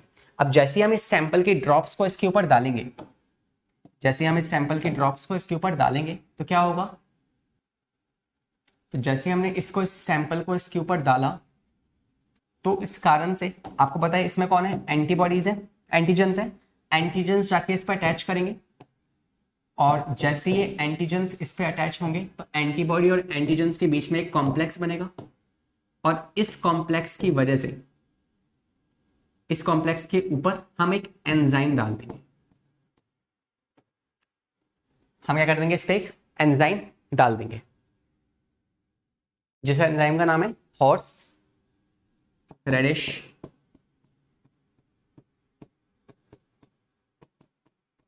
पेरीऑक्सीडेस। तो जैसे ही हमने इस एंजाइम को डाला तो इस एंजाइम की वजह से कलर हमें मिल जाएगा, कलर्ड सॉल्यूशन। अगर हमें कलर सॉल्यूशन मिल गया इसका मतलब उसमें वो वाला एंटीजन एंटीबॉडी की रिएक्शन हुई होगी, और अगर एंटीजन एंटीबॉडी की रिएक्शन हुई है इसका मतलब उसमें वो पर्टिकुलर एंजाइम प्रेजेंट था, उस पेशेंट में वो पर्टिकुलर एंजाइम प्रेजेंट था। ठीक है, this is how we just detect this ELISA. और this is not about autoradiography, autoradiography मैं आपको अभी पढ़ाऊंगा आगे। ठीक है, तो इस तरीके से हम एलिसा का टेस्ट करते हैं और PCR हमें कैसे करना है वो मैंने आपको बता दिया है। This is about PCR, polymerase chain reaction. आप पढ़ सकते हैं, presence of a pathogen is normally suspected only based on their symptoms, मगर फिर उसको ट्रीट करना बहुत मुश्किल होता है ना। By this time the concentration of the pathogen is already very high in the body, तो बॉडी में बहुत इंक्रीज हो चुकी है अब उसकी concentration. However very low concentration of a bacteria या फिर वायरस की भी डिटेक्ट की जा सकती है with the help of amplification, with the help of amplification. Amplification मतलब क्या है, उसकी बहुत सारी कॉपीज बना देना। तो अगर कोई बॉडी के अंदर एक छोटा सा वायरस अगर आ गया है और उसकी अभी बहुत कम कॉपीज बनी हुई है, तो उस वायरस को आप बाहर निकाल लो, उसकी बहुत सारी कॉपीज बना लो, है ना, या फिर ब्लड सैंपल की आप मल्टीपल कॉपीज बना लो, तो आपको पता लग जाएगा कि भाई वो पर्टिकुलर वायरस है कि नहीं है ना। तो PCR की मदद से हम इस चीज़ को कर सकते हैं। और PCR का इस्तेमाल कहाँ कहाँ पे होता है, HIV सस्पेक्शन में इस्तेमाल होता है, detection of mutation suspect cancer patients में इसका इस्तेमाल होता है। ठीक है, तो इन चीज़ों में इसका इस्तेमाल होता है PCR का।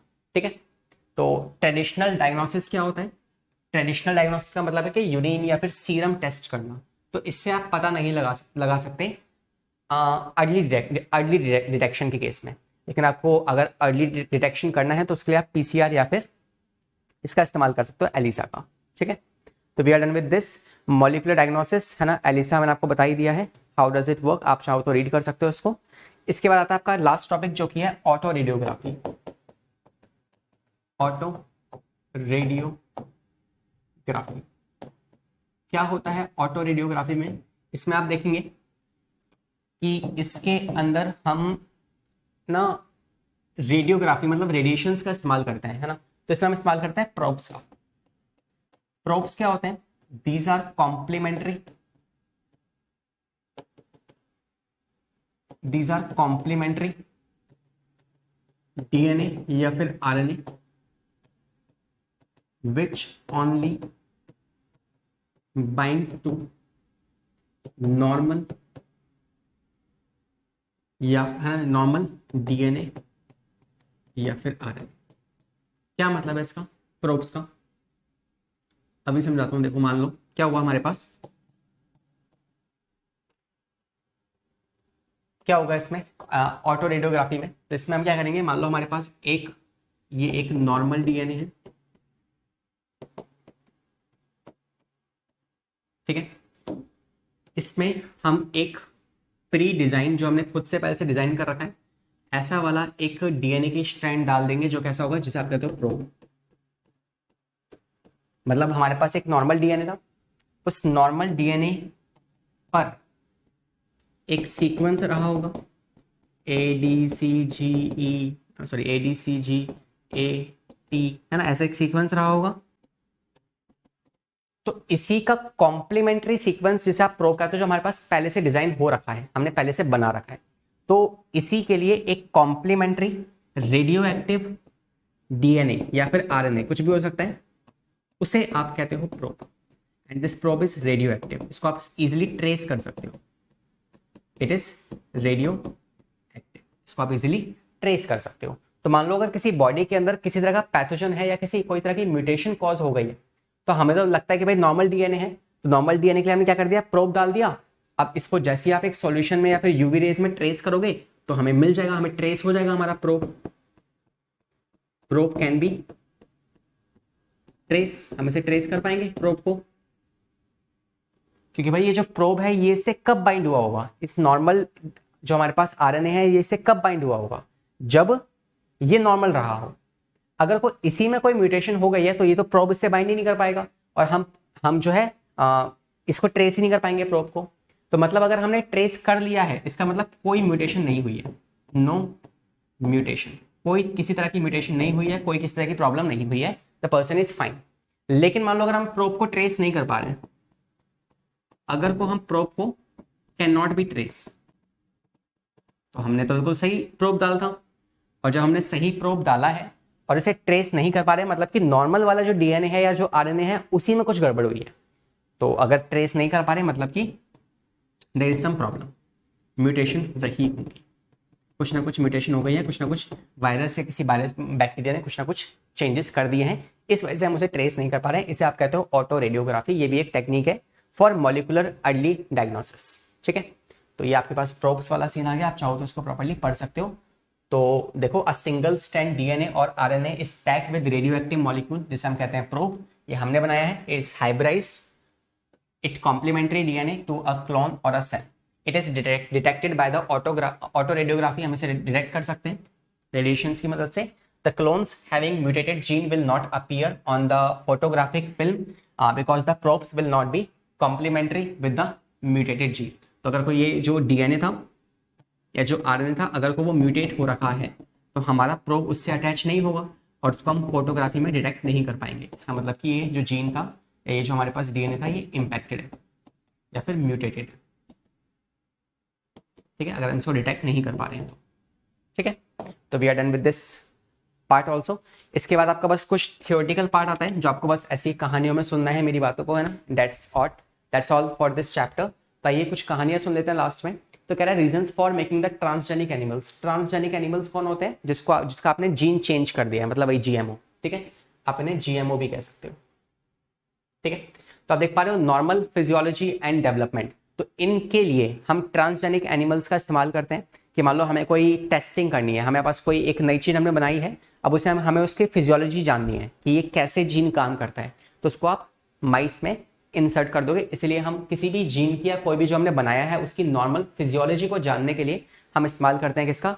ट्रांसजेनिक एनिमल्स का। दूसरा, हमें किसी तरह की अगर डिसीज पढ़नी है तो उसके लिए भी हम क्या करेंगे? उसके लिए भी हम ट्रांसजेनिक एनिमल्स का इस्तेमाल करेंगे, मतलब कि माइस। 99% में जो रैट होता है ना, रैट ही हमारा ट्रांसजेनिक एनिमल होता है। उसी में हम उस पर्टिकुलर जीन को डालेंगे, देखेंगे भाई उसमें क्या डिसीज हुई या क्या डिसीज नहीं हुई। ठीक है, तो ये क्या है? अगेन इसके लिए भी हम इसको इस्तेमाल करते हैं। तीसरा यूज जो है वो है बायोलॉजिकल प्रोडक्ट्स को बनाने में। यहाँ पे एक डेटा है जो आपको याद रखना है एनसीईआरटी के हिसाब से। कुछ डिसीज के ट्रीटमेंट हमने बनाए, तो उसको जानने के लिए कि वो सही काम कर रहे हैं या नहीं कर रहे हैं, उसके लिए हमने उनको टेस्टिंग की थी। किस पे? ट्रांसजेनिक एनिमल्स पे। तो ऐसे कौन कौन से बीमारियों का इलाज हमने बनाया है?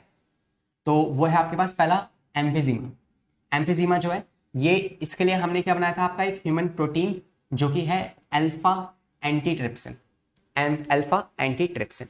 तो you can see here transgenic animals that produces useful biological products can be created by introducing the portion of a DNA which codes for a particular product such as a human protein called as a antitrypsin। तो इस transgenic animal का इस्तेमाल हमने किया है किस चीज में? इससे पहले हम टेस्टिंग के लिए इस्तेमाल कर रहे थे, अब हम कुछ प्रोडक्शन के लिए इस्तेमाल कर रहे हैं।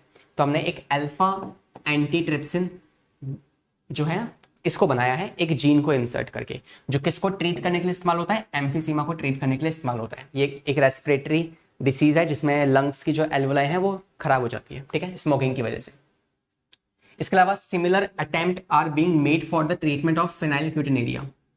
फिनाइलक्यूटिनेरिया को जो है ट्रीट करने के लिए और सिस्टिक फाइब्रोसिस को ट्रीट करने के लिए भी हमने ट्रांसजेनिक एनिमल्स के का इस्तेमाल किया है, जीन्स का इस्तेमाल किया है। ठीक है, ऐसे ही एक और हमने फर्स्ट काउ जिसका नाम था रोजी। रोजी भी बनाया था, जो क्या करती है, जो कि अल्फा लैक्टल एल्बुमिन जो है ना, जो नेचुरली मदर का जो फर्स्ट कोलेस्ट्रॉम होता है ना, जो कि फर्स्ट मिल्क होता है, उसके अंदर पाया जाता है। ये कौन, लैक्टा एल्बुमिन। लेकिन इसी को हमने ऐसे एक ह्यूमंस, एक फीमेल्स के अंदर से जीन निकाला, इसको बनाने वाला जीन, उसको हमने इंसर्ट कर दिया एक काऊ के अंदर with the help of transgenic animal, ठीक है। और काऊ में जैसे उसको इंसर्ट किया तो काऊ, जो रोजी काऊ है, उसने भी क्या बनाया, उसने भी यही वाला मिल्क बनाया, उसने भी मिल्क बनाया, कैसा, विद लैक्टल एल्बुमिन,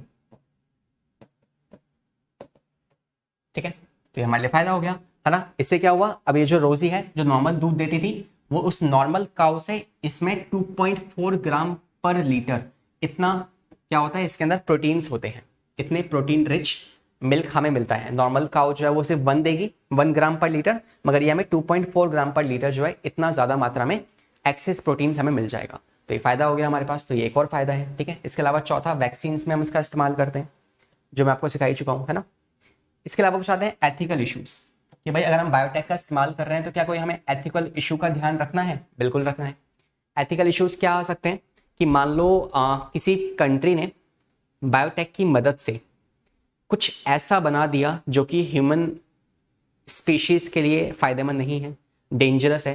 जैसे आप जानते हो कि वुहान के अंदर अभी रिसेंटली बैट, है ना, चमगादड़ों को काटने की वजह से उसमें म्यूटेशन कॉज हो गई, और म्यूटेशन से कौन आया, कोरोना वायरस, जिसने पूरी दुनिया को बदल के रख दिया, है ना। तो हो सकता है ऐसे ही किसी ट्रांसजेनिक एनिमल को बनाते टाइम कोई म्यूटेशन कॉज हो जाए और उससे कोई बीमारी आ जाए, और इस बीमारी का इलाज ढूंढने से पहले हमें बहुत देर हो जाए, तो ये हमें बहुत नुकसानदायक पड़ सकता है। तो इसीलिए ये एक एथिकल इशू है कि हम बायोटेक को ऐसे दिल खोल के इस्तेमाल नहीं कर सकते, उसको हमें रेस्ट्रिक्ट करना पड़ेगा।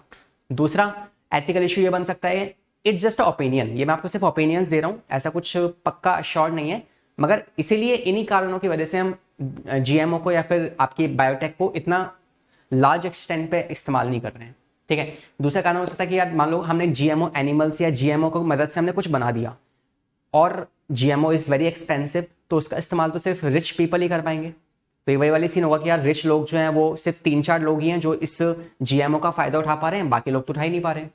तो ऐसी टेक्नोलॉजी का क्या फ़ायदा, कोई फ़ायदा नहीं है इस चीज़ का। तो ये भी एक एथिकल इशू हो सकता है कि भाई रिच पीपल जो है डोमिनेट कर जाएंगे। तीसरा कारण ये हो सकता है कि मान लो कोई एनिमल है, जैसे हम किसी बैक्टीरिया का जीन निकाल के किसी प्लांट में डाल रहे हैं, ऐसे मान लो हमने ह्यूमन का जीन निकाल के किसी एनिमल में डाल दिया, और वो एनिमल कॉन्शियस हो गया, वो एनिमल बोल पा रहा है, वो एनिमल ह्यूमंस के जैसे कॉन्शियसनेस, फीलिंग्स लेके आ पा रहा है, तो क्या हम उस डॉग को ह्यूमंस का दर्जा दे पाएंगे, ये भी एक सवाल है। तो इस वजह से हम इसका अच्छे से इस्तेमाल नहीं कर सकते, प्रॉपर्ली इस्तेमाल नहीं कर सकते हैं, ठीक है। ऐसे ही कुछ हो सकता है आपके पास कि मान लो कोई एरर, मैंने आपको बताया म्यूटेशंस कॉज हो गए, इस वजह से भी हम इसको प्रॉपर्ली यूज़ नहीं कर सकते हैं, है ना।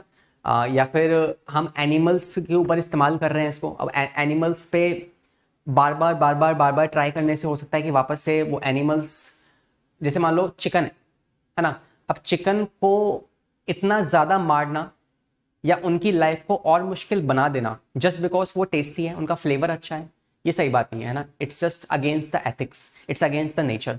तो आप जीएमओ को इस्तेमाल करके आप उस चिकन को और टेस्टी बना दोगे, उससे और चिकन मारे जाएंगे, this is also not correct, है ना। तो बहुत सारे एस्पेक्ट्स आते हैं, बहुत लोगों की सोच आती है इसके बीच में, इसलिए हम इसको ऐसे इस्तेमाल नहीं कर सकते। तो ये भी एक एथिकल इशू बन जाता है, आप चाहो तो उसको रीड कर सकते हो। इसमें बस मैं आपको एक बात बता दूं, GEAC which is genetic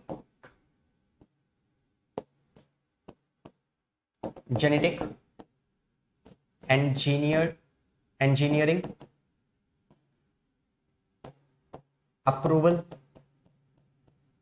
committee, ठीक है।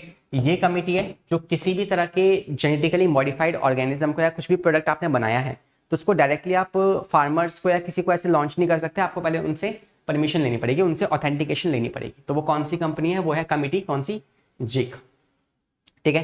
ये geek is what, genetically engineering approval community. तो ये फुल फॉर्म ध्यान रखना। इसके अलावा बायोएथिक्स में आपको समझा चुका हूँ, आप चाहो तो ये प्रॉपर्ली रीड कर सकते हैं, ठीक है, नोट्स में आपको मिल जाएगा। पेटेंट क्या होता है, पेटेंट का भी एक काफ़ी अच्छा रोल है। अगर पेटेंट नहीं होता तो यार काफ़ी लोगों का नुकसान होता, मतलब जो काफ़ी एफर्ट्स कर रहे हैं।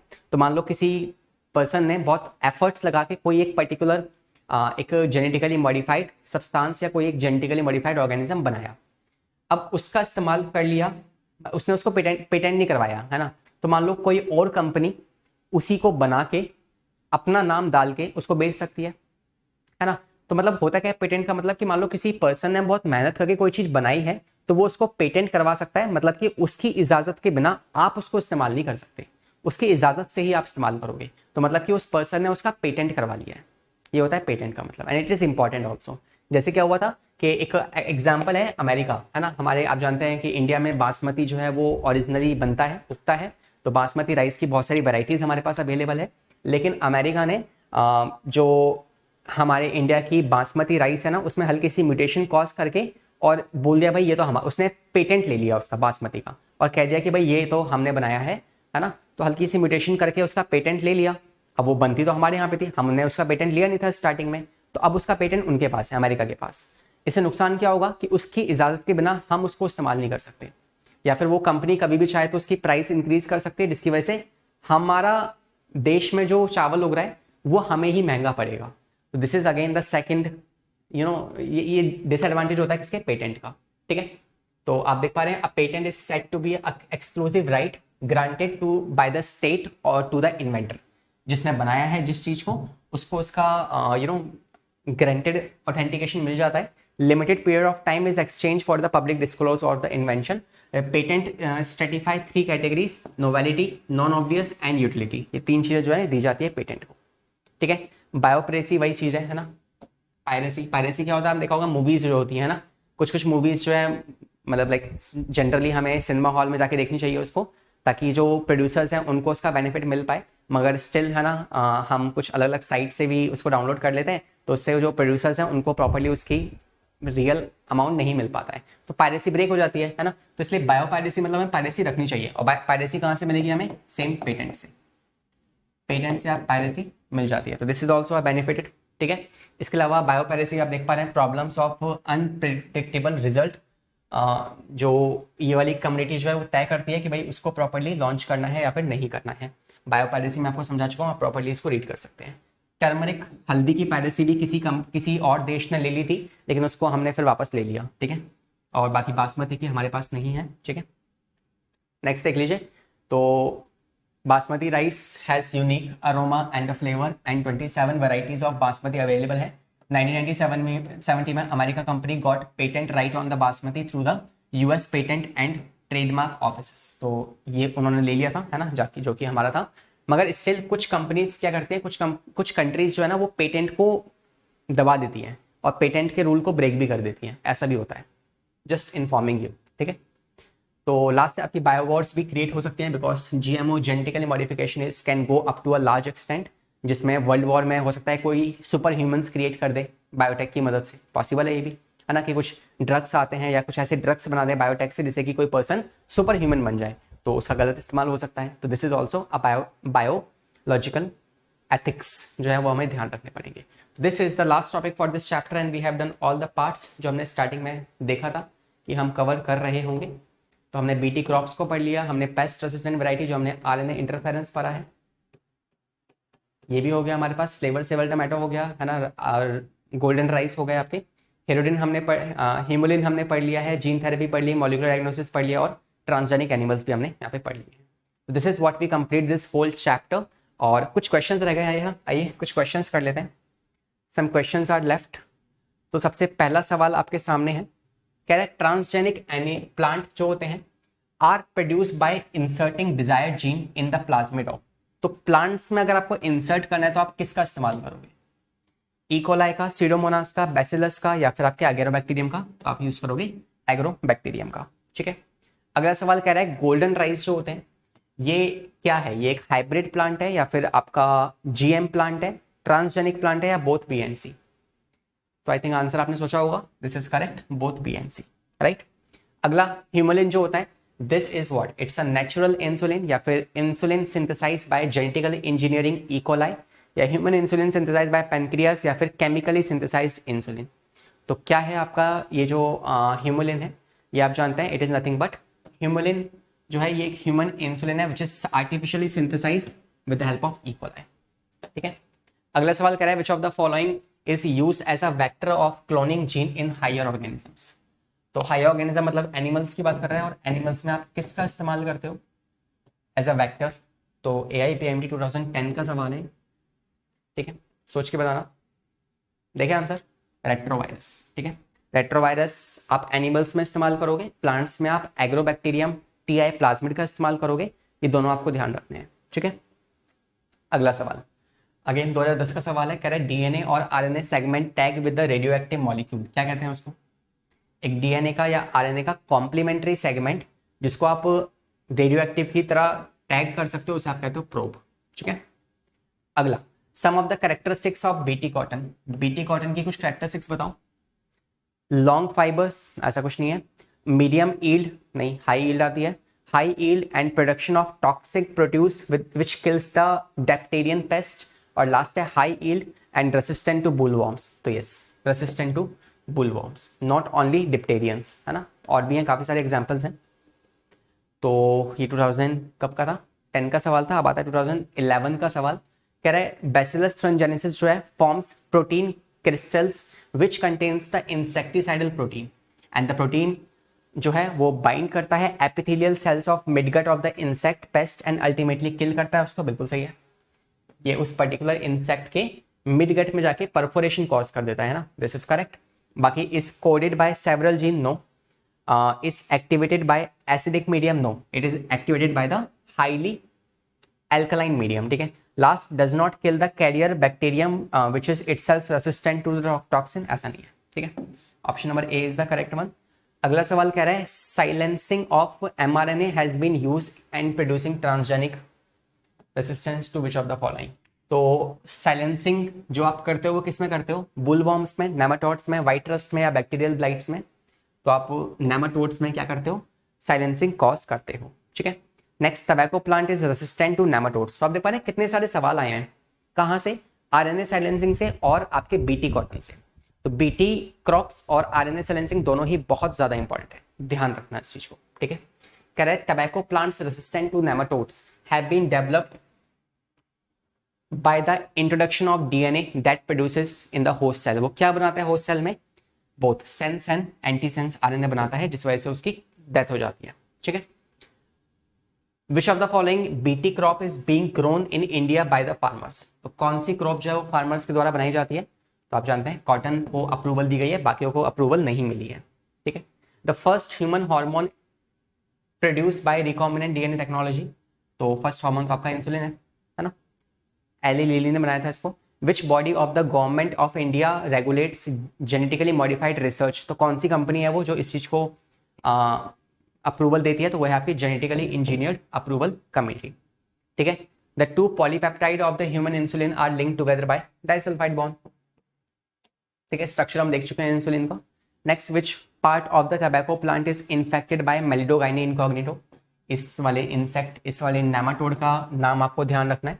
तो एक कौन से वाले पार्ट पे डिसीज कॉज करता है? तो वो है रूट। रूट नोड्यूल्स फॉर्म करता है टबैको प्लांट में। ठीक है। Next, what kind of therapy was given to 1994 year old girl. 4 साल की बच्ची को कौन सी वाली थेरेपी दी गई थी? Is this chemotherapy, immunotherapy, radiotherapy या फिर जीन थेरेपी? तो उसको जीन थेरेपी दी गई थी, जो कि क्या थी? ADA। ठीक है, एडिनोसिन डीअमाइनेज। तो shall we complete all the questions जो आई थिंक इस चैप्टर जो मैंने आपको पढ़ाया है उसके कुछ रिवीजन के लिए इंपॉर्टेंट थे। And I hope you like this session, and if you like this just hit the like button. Comment में कैसा लगा आपको ये सेशन, सारा चीज़ें हमने यहाँ पे कवर करने की कोशिश की है और कवर कर भी लिए हैं भाई, है ना। और if you want to know any other topic from me, just simply search my name Lakshya sir and XYZ any topic, you will get this on YouTube. बाकी हम मिलते रहेंगे हमारी आने वाली मुलाकातों में, तब तक के लिए पढ़ाई करते रहें, सेफ रहें, bye bye. I wanna be the greatest. Everybody on the fake shit. I look around and feel like everybody is the fakest. I make this every day and I'm impatient, hoping one day I blow up from the basement. Statement, the top is so vacant. I don't hear shit that I think is amazing. Waiting.